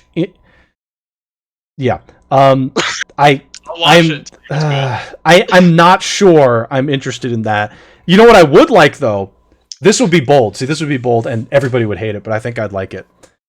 If they actually disregarded the fact that only teenagers can drive Gundams, it was actually like more of a militaristic like kind of feel to it, and obviously the Gundams are essentially the tanks of the warfare. If it was like more serious, a very serious tone, and they just put Gundam on there, I don't know, it'd be intriguing. But I think they're going to try and go we have to make it faithful to regular Gundam, and they're going to fail miserably. I think okay. Here's my thing. You either have to be faithful or just do your own thing. Yeah. You can't half-ass it. Like, Yeah. if you're gonna be faithful, be faithful. Just copy the damn story and the characters of the show. I mean, it would be hard to condense into a movie, to be honest, because most of these series are like 50 episodes. So I don't know how you would condense that into a movie. It's a lot. I don't know. or you just do your own thing. You create new Gundams, new characters, new story. I mean, it's always set in like Earth or like Earth sphere, and then surrounding colonies and stuff Sure. like that. So yeah, I think they should do one or the other. I mean, maybe if you do your own thing, you have some elements from Gundam. Obviously, they're going to be called Gundams, and the other suits will probably be called mobile suits, because that's what they're called in the show. Sure. Maybe they'll use some usual designs like Zaku's and stuff like that. Maybe they'll do entirely new designs. Maybe they will use the idea of like new types, which is a big theme in Gundam usually. Like, Yeah. the original has new types, and then in some of the other series it's the same idea, they just use a different thing. And Yeah. in Seed, it's like it's not just the coordinators, but like the main characters that can actually do the Yeah, seed they mode actually thing. do the thing. Yeah. You have like innovators in Double O. You in Age, it's like X rounders, and yeah, it just depends on. There's like a series. term for it usually. Yeah. Usually, we just call it new type because that was the original. These like more evolved humans who are the next generation of evolution of the human species, and that's generally a theme of Gundam. So I can see them having something like that. But if they're not going to be fully faithful, just do your own thing. Just do something new. Yeah. Don't half-ass it. Don't go halfway, because Yep. then you're just gonna make everyone You're just mad. gonna Like, piss it's off not gonna be everybody, yeah. good. You're gonna piss off the fan base because you weren't faithful enough, and then it's probably just not gonna be good. So Yeah. everyone else is gonna hate it. Yeah. I would say, yeah, either go completely faithful or just like do something insanely like off of the beaten path and just see what happens. That I agree with that. That would be a good idea. Yeah. I agree too. And there's so much Gundam lore and different series. I'll be interested to see which universe they decide to go in, or if they again just decide to or if they create just do something else. new Yeah. one. Most likely again is Universal Century UC, which is the original Gundam timeline and the most expansive one. But yeah, there's a lot of other timelines too that they could decide to use. Yeah, there's a ton. So there is a ton. I am, because like Hectic said, of the director and what's going on with this, I don't think this movie, at least I don't think it'll be a dumpster fire. I think it'll at least be an entertaining popcorn movie. It might not be a good movie, but I think with the mech fighting, it will at least be an entertaining popcorn movie, kind of like the the kaiju movies, Godzilla or King Kong. It does make sense. It actually does make sense for that particular team up. The problem with like Death Note, for example, is that series is all about the story and the characters and the suspense and the flair of all of it, and the intellectual battle between L and Light. And they just didn't capture that at all. they just completely screwed that up. Completely. It's like, this is the worst. It was so bad. It was really bad. Oh my gosh. At least with this, there's something to grab onto that will at least be entertaining, and that's the big mech fights. Yeah, I agree. Though I say that, and I think back to the Dragon Ball movie, and holy shit, that was a dumpster fire. That was really bad. That was really bad too. Yeah, that was a disaster. I do want to see. I think we've mentioned. I don't know if I've ever mentioned it to you, but I feel like I've mentioned at some point that I think like a live action Gundam would be an interesting attempt. Here's what I think they should do. I think they should do like 2 or 3 movies. I think they should have one setup movie and the second movie be like basically like more of the climax. The setup is like essentially like the new type character or whatever. You get their background setting. Maybe they're like a military kid, or they're like, again, not military, but they have an aptitude for something, and they happen to stumble upon the Gundam, as typically happens in certain cases, and they discover, wow, I'm actually quite good at piloting it because of previous aptitude or military experience. And that's like the first movie, is like getting to that point and then discovering who the villain, like the villain, or like the themes are and the villains are. And then the second movie is like the big climax to everything. I don't think putting it all together I- in one movie is going to work. I think if they do their own thing, they could just do it in one movie and it could be self-contained. If it does well enough, they'd probably go for a sequel, but you would have to see on that. Yeah. If they were going to be faithful and like do the story of, let's say again, the most likely would be the original Mobile Suit Gundam, I would say, they would need more than one movie. Again, the series is just too long to contain within one movie. Yeah.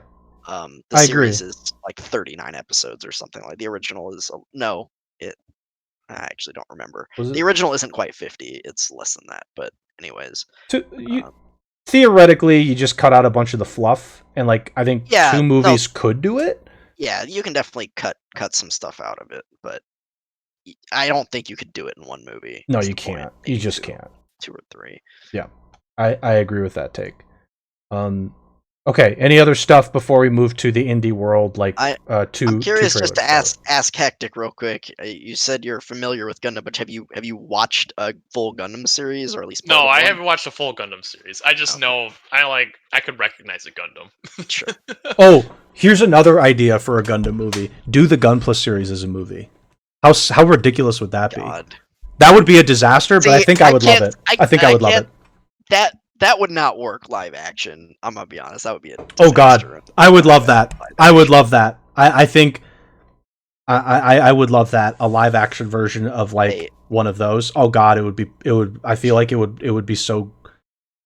There's currently a live action show for it. Oh my goodness. In Japan, I'm sure. Oh boy. Gundam awful. Build Real. Get me a link now. Get me a link now. I need to see that. Like one episode of it. And then do the Gunpla Mafia. Holy crap, it would be perfect. It would actually work. It would work because people would be like, wow, this is so ridiculous, but it's funny. Like, come on. So okay. Let's I'm actually gonna get that link in a second. I'm gonna put that up on the side here. Okay. Indie World. I kind of like, I personally skimmed through this. I'm gonna try and find the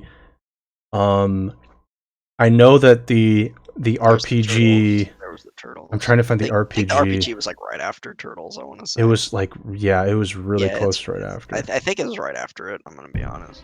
Showcasing a style. It was before this. Modern JRPG. Oh, yep, I see it. Okay, so we'll watch the Teenage Mutant Ninja Turtle, and then that one's right after. Okay, so here's these guys talking about some stuff with Teenage Mutant Ninja Turtles. I gotta be honest, nobody should care, but here's the actual game. So, are you, I'll play the audio, but I'm scared.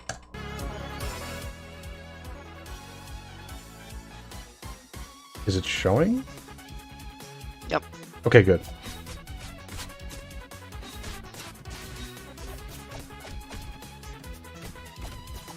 So, it's just a beat 'em up game. The notification was an hour and 30 minutes late. Wow. Yep.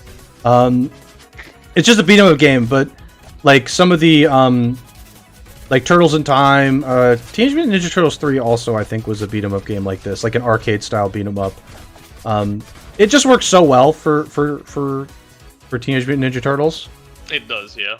It just really works well. Did we just flash back to the 80s? Even better. Oh god, these two people, I don't know who Nintendo keeps finding these. Did we just flash back to the 80s? Oh my god. Please. I think one of them also says Cowabunga at some point, and I almost threw up.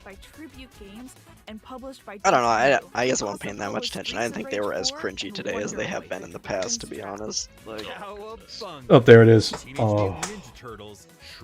You don't have to say the tagline for the game. You don't have to. But you do, though. Chris Tales from Colombian. Well, this is the Chris Tales one. Draws inspiration from classic. I like the art style of this game a lot. This game looks cool. What especially stands out about it is the time-traveling aspect of gameplay. You can shift time during combat, which can have a variety. Yeah, I mean, this is an RPG, so I'm like immediately interested. While exploring this handcrafted kind of yeah, it is an interesting art style. Yeah, it's like turn-based. Looks like there's some like time power type stuff going on. I mean, Can you could be stop the interesting. Empress Again, from I'm not much of destroying an the indie world? game player, Chris but Tales lands on Nintendo Switch July 20th. 20th. Okay, Hectic, what'd you think of Teenage Mutant Ninja Turtles Cowabunga? Cowabunga. I don't know. I think you're right about the beat 'em up style. I think that really does fit. I played a similar game a long time ago on the original Xbox. I forget what it was called, but it was not exactly the same style, but a very similar style, and that was loads of fun. Yeah, there's been a couple like Xbox. There was one Teenage Mutant Ninja Turtles game. I'm curious. It's probably a different one. It was like for 360 or something. didn't they just remake Turtles in Time on They 360? yeah, they did. They remade it. It was pretty good. It was pretty good. I liked it a lot. It was. I think you had to buy it, but it was like $10. I played it several times. It was very fun, enjoyable game. You play it for like an hour or so, and then you beat it. It's like it's an enjoyable beat 'em up game, and like with that, you have online, so you can definitely like join up with friends and play in the same beat 'em up game. Right. That's a nice bonus because it's always fun to play your arcade games with some friends. That's the extra bonus there. Yeah, absolutely. So I'm interested. Obviously, I like Teenage Mutant Ninja Turtles and I like the games. They've Teenage Mutant Ninja Turtles has had some pretty solid games. They had Turtles in Time, obviously, and some of their older titles are pretty good. But they've also had other like more like they've had some other attempts at like a single player like short experience that were pretty solid. I don't think there's ever been any particular one that I would consider like outstanding. Turtles in Time is good, but it's on Super Nintendo and the game's pretty short. So I guess the one that I played was just called Teenage Mutant Ninja Turtles. okay. I mean, like the games are enjoyable. They're just enjoyable. They're not like stupendous, like awesome, like perfect games, but they're enjoyable. So yeah, I agree. And then Spoon the Chris Tales. It seemed like a JRPG kind of game. I mean, I don't know. It's necessarily a JRPG. It's a turn-based RPG. Looks like they have some like rewinding time or time-based mechanics in the game. Again, we didn't see very much on it. The art style was kind of cool and interesting, in my opinion. I agree. No, I thought the art style was pretty nice too. I could get behind that. Again, it was an RPG, so it piqued my interest. Sure. Just by the fact that it was an RPG. But other than that, I mean, we don't know a lot about it. You know, it's an indie. It should be interesting. I'm sure it won't be as long as most JRPGs and stuff like that. It'll probably be, I don't know, 10 to 20 hours. Yeah, something like that. Which would be fine. I mean, that'd be fine. That'd be fine. Yeah, RPGs don't necessarily have to be long to be good. They just tend to be. They just tend to be now because you got to get the full suite of. Yeah, I mean, they usually have very long and involved stories. Yeah, they really do. They really do. But I skimmed through the indie world. I'm sure there were other games here that people were interested in. I had zero interest in other stuff. I was like looking at it, I skimmed through. I was like, yeah, I don't really, not interested. But yeah. No, go ahead. Apparently, according to Try, Nintendo announced this thing yesterday, but I didn't see it yesterday. I saw it this morning when I woke up at 8 a.m. and I was like, really? You gave us an hour notice to a freaking Nintendo Direct? Are you kidding me, Nintendo? Yep, that's how they do things. Usually they give us a day at least, which apparently they did, but I didn't see the one yesterday, so that's how they do things. They just keep you on your toes. They're like, okay, we're doing something now. We'll do it in 12 hours. Like, okay, thanks. But yeah. It's cool that we're still getting these. Hopefully we'll get some more from. We haven't had an Xbox related one in a while, actually. Nor have we seen some of the other. I'm sure we're gonna get them around the time of when E3 would be, which is in 2 months. Yep. So it was exactly 24 hours. Wow. I mean, just okay. That's crazy. It's exactly 24 hours. That's just funny. Like they just like. Hey, we have to exactly. So yeah. Okay, so the other stuff that I added on here, I have opinions on these things that I would like to address. I've addressed them before, actually, I think with Spoon a little bit. I don't know how we've like kind of jokingly talked about it, but now I kind of want to take it seriously. So let me just give some background on this, and this is for both of you. I want both of you to kind of comment on this because I am curious how other people feel about this. So I jokingly on my stream did like this whole overlay and thing about using like a hot tub. I was like, oh yeah, we're gonna do a hot tub stream, ha ha ha. But it's like kind of a real thing now on Twitch. Where a lot. Okay. I liked your take on it. I thought it was really funny and deliberate. It's just like, but that's like, there are plenty of just chatting streamers that are now doing this, and I don't want to say it's prevalent because I don't think that's appropriate.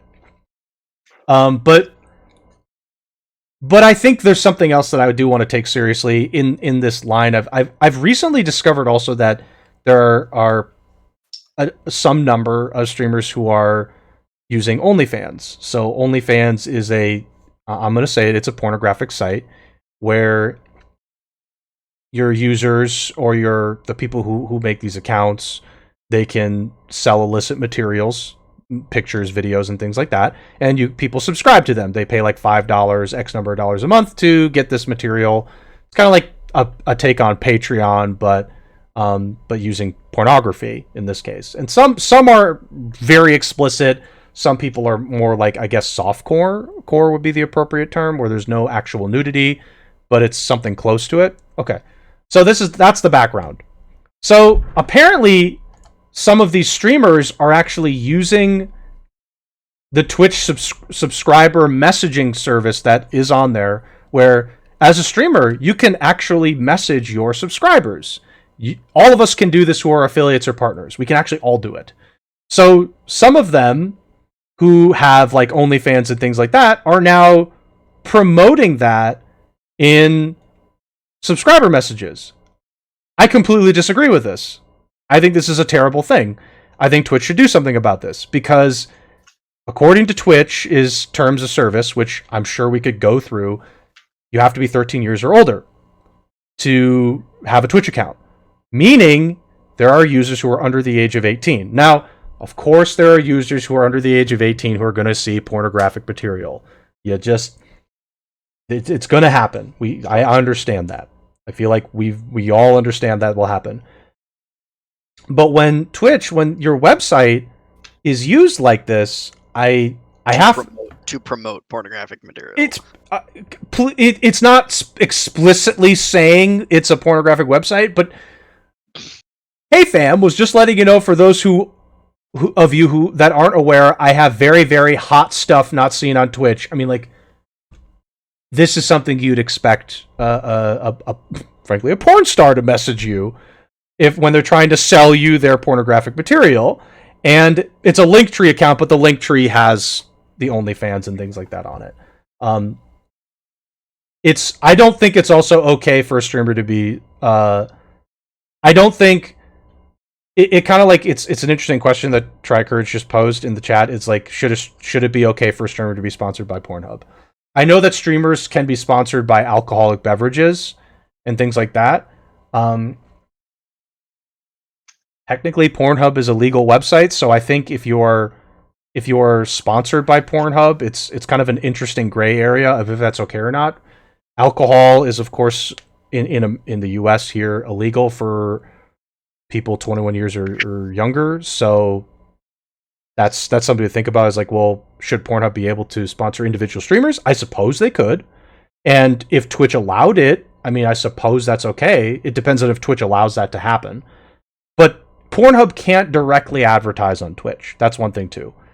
I'm not particularly okay with streamers with OnlyFans promoting their OnlyFans through subscriber messages like this. I'm not particularly okay with it. Twitch may not intervene. That's their choice, but I'm not okay with it.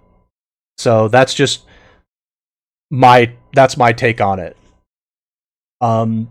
Additionally, someone was gifted an Amaranth sub and they got like a huge week's worth of messages in their inbox. I would guess related to some of this other stuff as well. Like, it's again like you get their link trees and such. Again, I'm personally not okay with it. I'm really not. I know that the streamer is just trying to sell their material and such and make their money, but you've got people who are I'm guessing are subscribed to you that are under the age of 18, and you're directly selling them. In this case, you're selling them this pornographic material. I'm not particularly okay with it. I understand that, like Miller, I think Miller does, or like Bud Light or something, does sponsor streamers and they advertise on Twitch. I understand that, but I don't know. For me, it's a little bit different here. This is different for me. So I'm curious to hear what you guys think of that, because I'm seeing this. I saw this week, and I'm not okay with it personally. Hectic. I hate it. I absolutely hate it. I've hated it as soon as the hot tub stream started. I hated that. I was thinking about this because I saw this too the other day, and I was like, they should just remove just chatting. But then I thought more about it. I was like, nah, probably they shouldn't. But that was like my nuclear reaction. I mean, I absolutely disagree with all this. I think Twitch is going down a really bad road with this, and I'm really sad to see this happening. So I don't know what you can do about this, but I don't think it should be happening at all.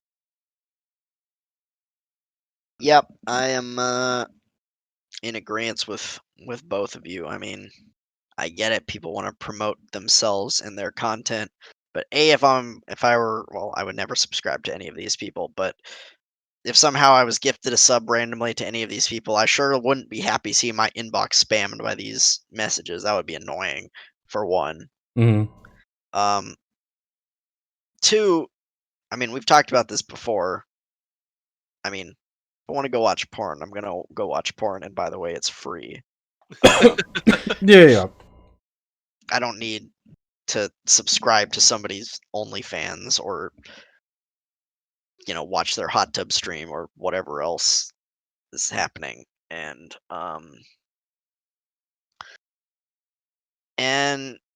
yeah, I mean, I don't exactly know what Twitch will do about this either, or what they could do about this. I mean, they could just say something like, you're not allowed to promote your OnlyFans on Twitch, and I don't know how they would promote that, or sorry, regulate Well, I mean, that. But like look at it this way, Otto. If somebody subscribed to you Mm-hmm. and you started spamming them emails about gamer goo links or something like that, you'd probably get stopped by Twitch for something like that. Well, yeah. So there's spam. That would be more in line with like spam. I'm spamming somebody. Right.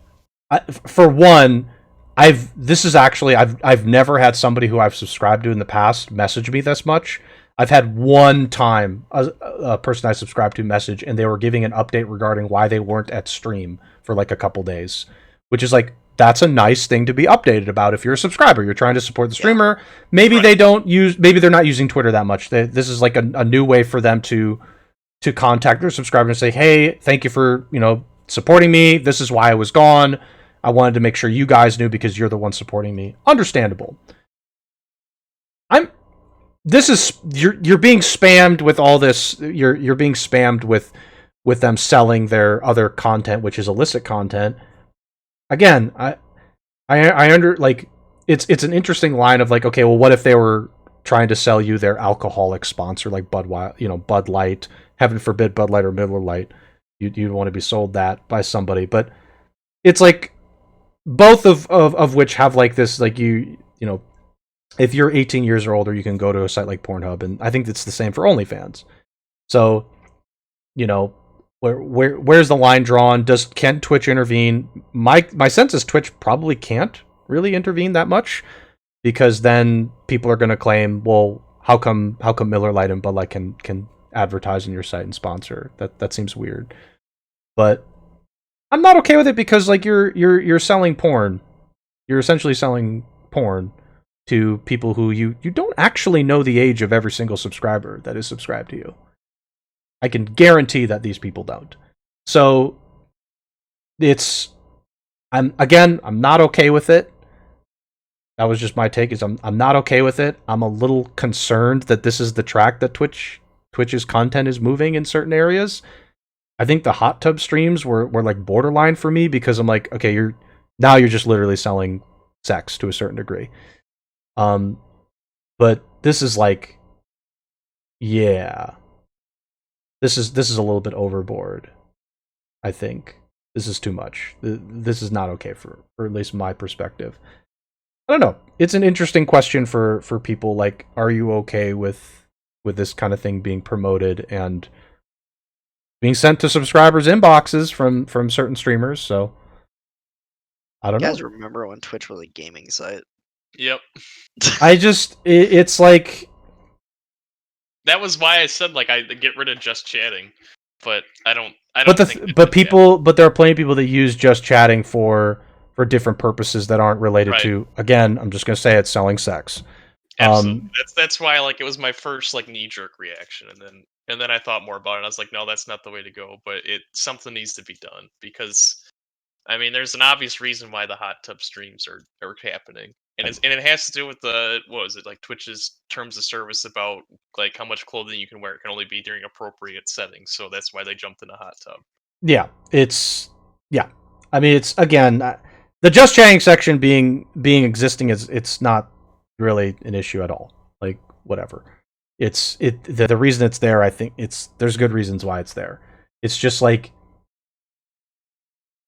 again, I don't know why I'm seeing it more now, but I feel like I'm seeing more, and I'm saying sex because while it's literally not that, I'm only attributing that to like, okay, we know why you're doing this for this reason, and like, I don't know what other way to say it, but it's this particular thing. The hot tub streams for me were kind of borderline. This is like this is way too far.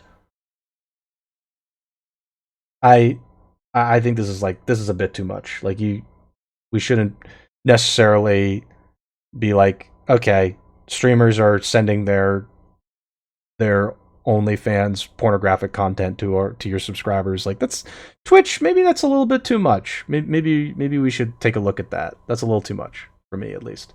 So anyway, I just started noticing it like more recently, but yeah, I personally am not okay with it. So any other thoughts from you guys regarding this? Otherwise, Oh yeah, I agree with you, though. Kind of like Try saying in chat, it doesn't really affect me or us, other than it's the same site that we use, but I never watch those streams or those types of Sure. streams at all. So let it me doesn't really affect me. But Sure. I agree with you on a moral standpoint that like, yeah, this probably isn't okay. Yeah, it's weird. It's just weird for me. Let me like pose this. I don't. I'm just thinking about it now. Let me pose this to both of you to a certain degree, but maybe this isn't the right way to look at it. But I'm thinking about it, so I'm going to say it regardless of the consequences of what it is. But when you're a Twitch streamer and people are asking you about maybe the platform and they're saying, well, what is this platform about and all this, and you give them a description, and then they start going to these places and they go, people on the outside looking in, they see this stuff and they'll probably kind of raise an eyebrow and go, okay, I thought you said this was this type of platform, but I'm seeing a lot of this, and I'm starting to question if that's really the true intention of the platform. I'm not saying that that's inherently a really big problem or anything. I think as somebody on the outside looking in, stumbling on the just chatting section and seeing a bunch of hot tub streams may make me think twice as to what platform I'm looking at. Is all I'm gonna point out. But I don't think it's like enough of an issue where it's worth like really doing something about it at the moment. But it's this messaging thing, I think, is kind of a problem. But yeah, I really don't think it's like, it doesn't really impact us at all. Like, I don't have any family members walking to go, I just looked at Twitch and I noticed this. What exactly are you doing? I'm like, Yeah. I don't know.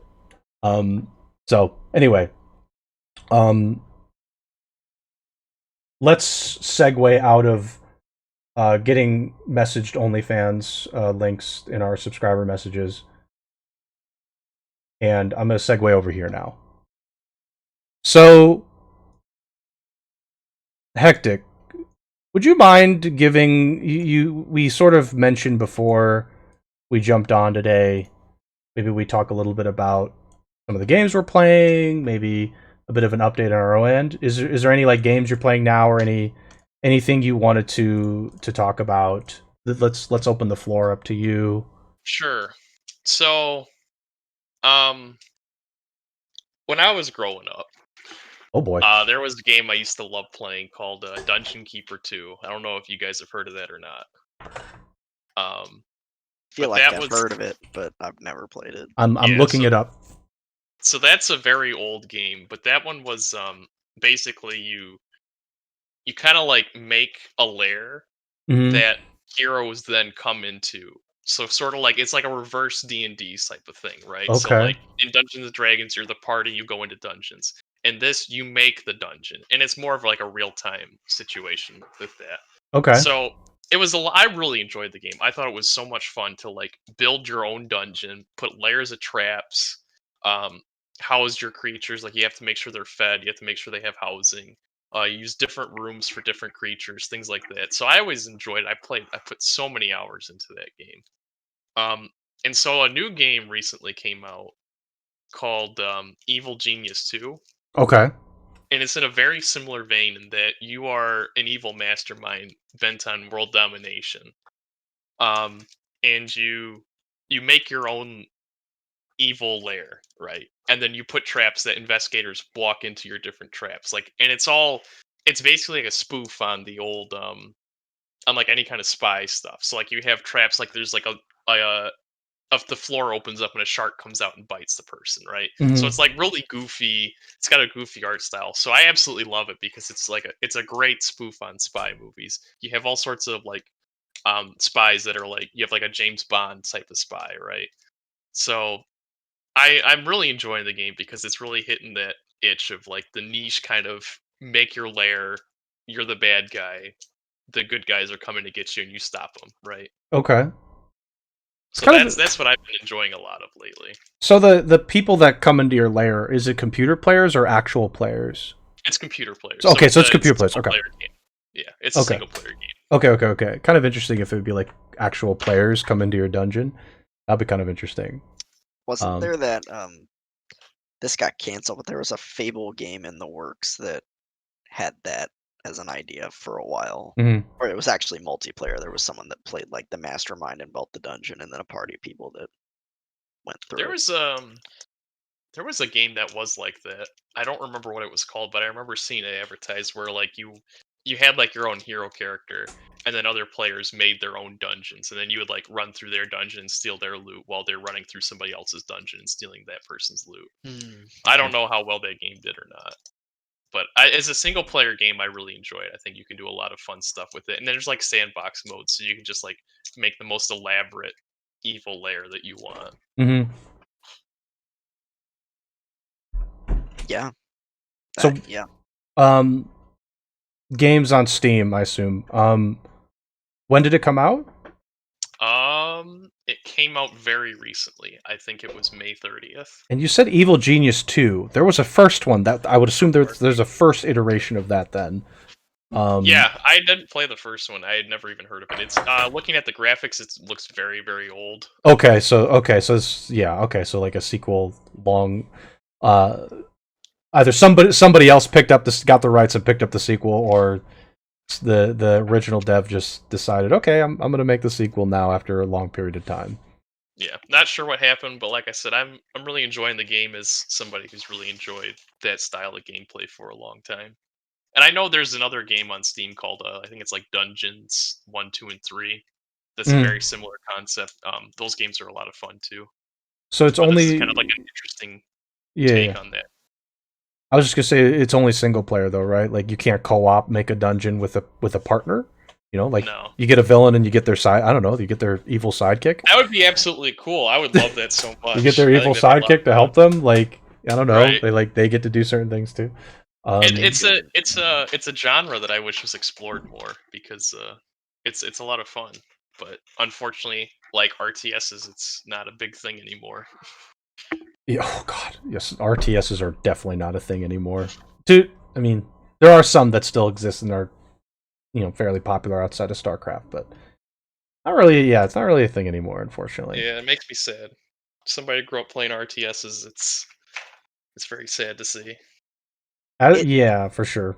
I mean, same, but it's just a hard genre to get into. They just have a very low like skill floor. I feel like you can just be so bad at RTSs and Yeah. Oh god, the sorry, I meant skill. they have a high skill floor, I should say. Yes, Like high skill floor. not Yeah, low, high skill floor, and even higher skill ceiling. It just it's those games require absurd like coordination and resource management and the ability to multitask and do 6 different things at once. I mean, I played StarCraft 2 when it came out, and I played multiplayer, and I enjoyed it, but was I very good? Not really. StarCraft 2 on initial release. The multiplayer was better because there was a higher influx of players, so there was actually more skill diversity.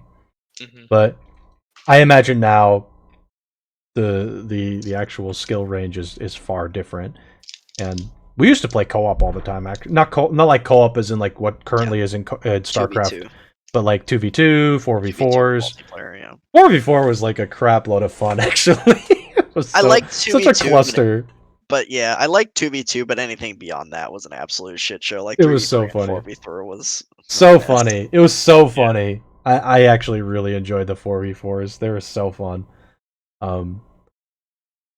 What I used to do, and I know Hectic, we haven't talked about it, but my original jam was Red Alert and original Command and Conquer. Oh, really? I'm old enough to have played original Command and Conquer a decent amount. Old enough to the point where when I was at computer camp, I competed in a Command and Conquer tournament, and swiftly lost. Well, it was like there were only like a couple folks who actually played. There was another game too that I played there. It was like a tank game. It was what's a good comparison game? But like it's like war. It's actually War of Tanks. It was like War of Tanks basically, but like obviously much older. It again competed in it, made it past the first knockout round and such, but like those kinds of games are like Command and Conquer style games. Such like a huge popularity and. Well, like I said, I grew up playing Red Alert too. Like that was when I first started playing games. My brother had it, and that was my all-time favorite game. I used to play that so much, and Yep. I wasn't good at it or anything. Like I'll admit right now, I play a lot of RTSs. I'm not very good at RTSs, but I don't care. They're just like dumb fun, right? They are. They can be really enjoyable. Red Alert 2 is a fantastic game, by the way. Even the first Red Alert is a good game. The first Red Alert is super fun too. Obviously super. Actually, you know what? The first Red Alert's a little bit dated. The second Red Alert actually isn't that dated to a certain extent. It still functions pretty darn well, at least from my recent experience. And then then there's the. Oh man, do you guys remember the mobile Command and Conquer game that got shown off like years ago?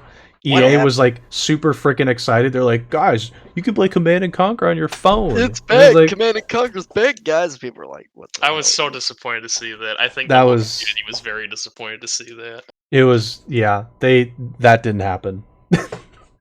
Yeah, it's EA. They're going full mobile at this point. They're gonna go mobile too. Everybody's going mobile at this point. Did that ever come out, or they just kill it? I think they killed it. Terrible response. I think they killed it. I wish they would have just made a regular PC game instead of mobile, but they didn't even do that. Nope. The chart said no. There was a chart. Yeah. Somebody put like a very crappy looking graph that Tri would be furious at on the board and said, okay, here's RTSs. Notice the chart says it's going downhill. Here's mobile games uphill. Well, what if we combined the two and we meet at the middle? RTS, mobile, we meet at the middle. That's what the chart says. If we meet at the middle, then it might be an okay game. RTS? That doesn't make money. Why would we ever make that? It's like Blizzard now. Blizzard's like, huh, new game, remaster old game that isn't Warcraft 3 Reforged. We meet in the middle somewhere. I mean, Warcraft 3 Reforged would have worked well if it wasn't just an awful game. That was a terrible game. This is the unspoken game of Blizzard. Blizzard doesn't speak of it anymore. They don't want to talk about it. They're like, what game? What do you mean?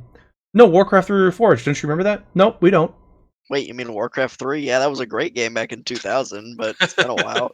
I got a question about Warcraft 3 Reforged. Get the intern over here to answer it. We don't care anymore. The intern will answer your question.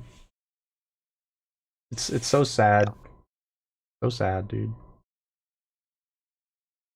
What about besides Rainbow Six Siege, Hectic? Do you still play Apex? Yeah, every now and then we're Every now getting and then, back into that a little bit since Siege we're no longer playing competitively with that and scheduled. Apex is another good FPS to kind of get into. Yep. Apex is it was enjoyable. I enjoyed it. It's a fun game. Yeah. And the problem I'm having with that, and I kind of laugh every time I play with my friends, is we say like, "Man, I wish I was better at Apex because it's so much fun, but it's so hard." Oh, I imagine now it's People are just so good at that game. I don't understand it. I imagine people are god tier at that game at this point. Like a good number of people are just amazing at that game. That's why you have to play Fortnite, because there are still, I'm assuming, some bad players at Fortnite. Yeah, but I don't like building. I just like to shoot things. Yeah, just don't build them.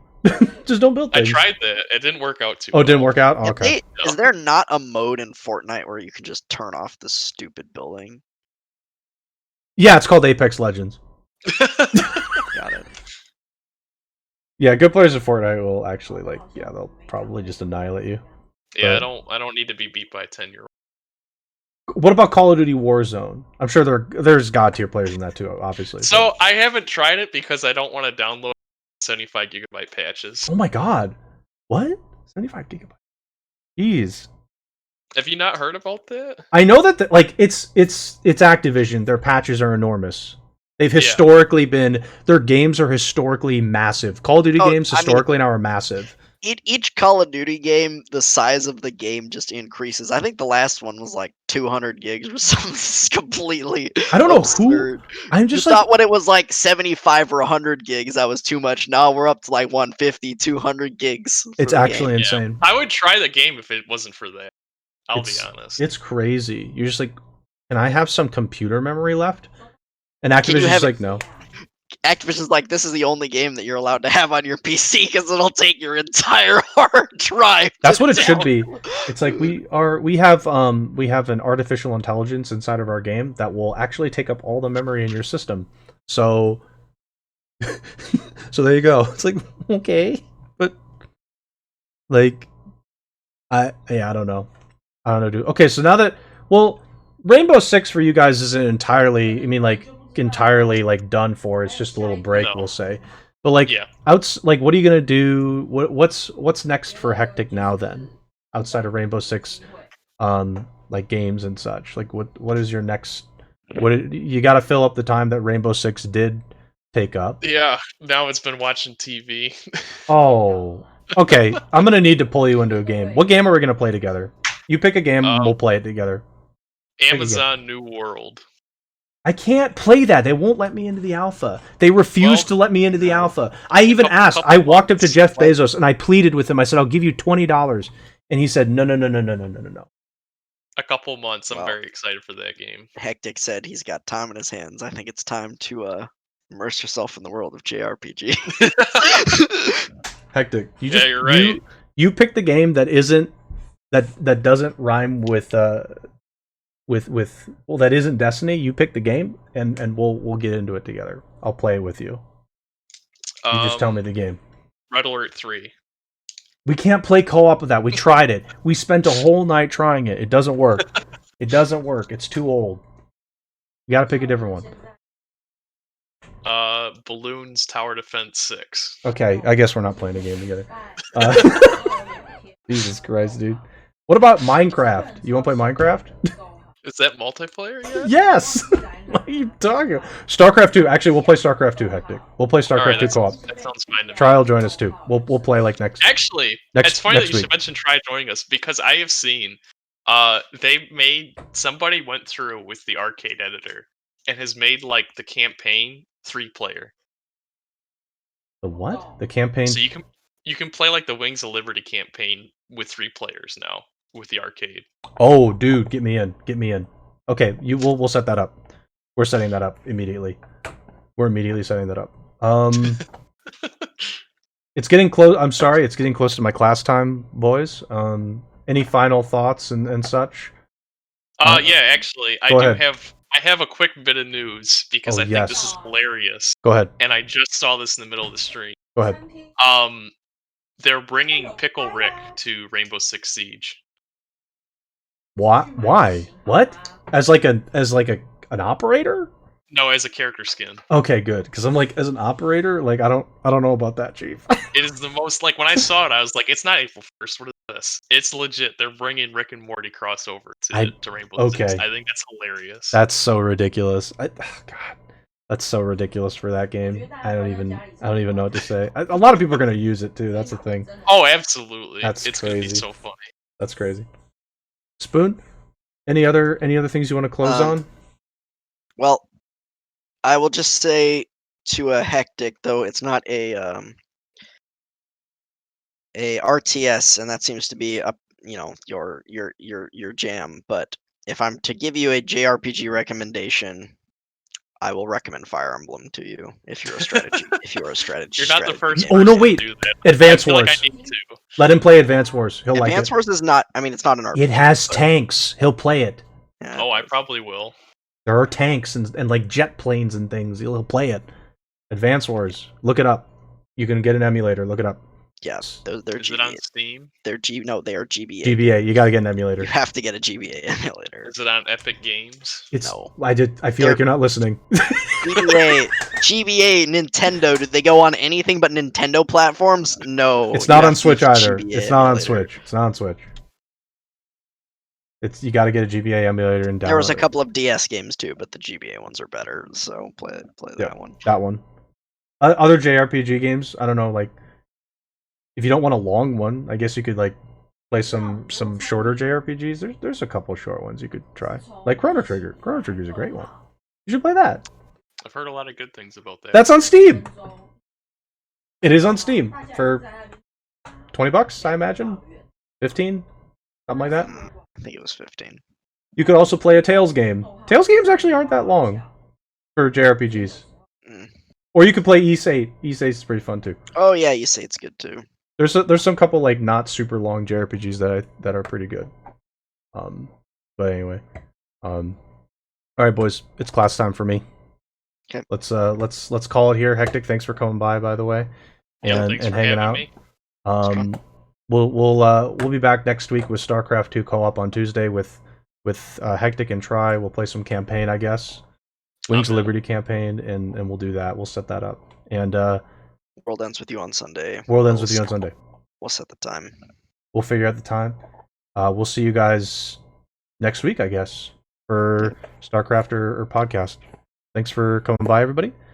And we'll close it up here. Goodbye. Night.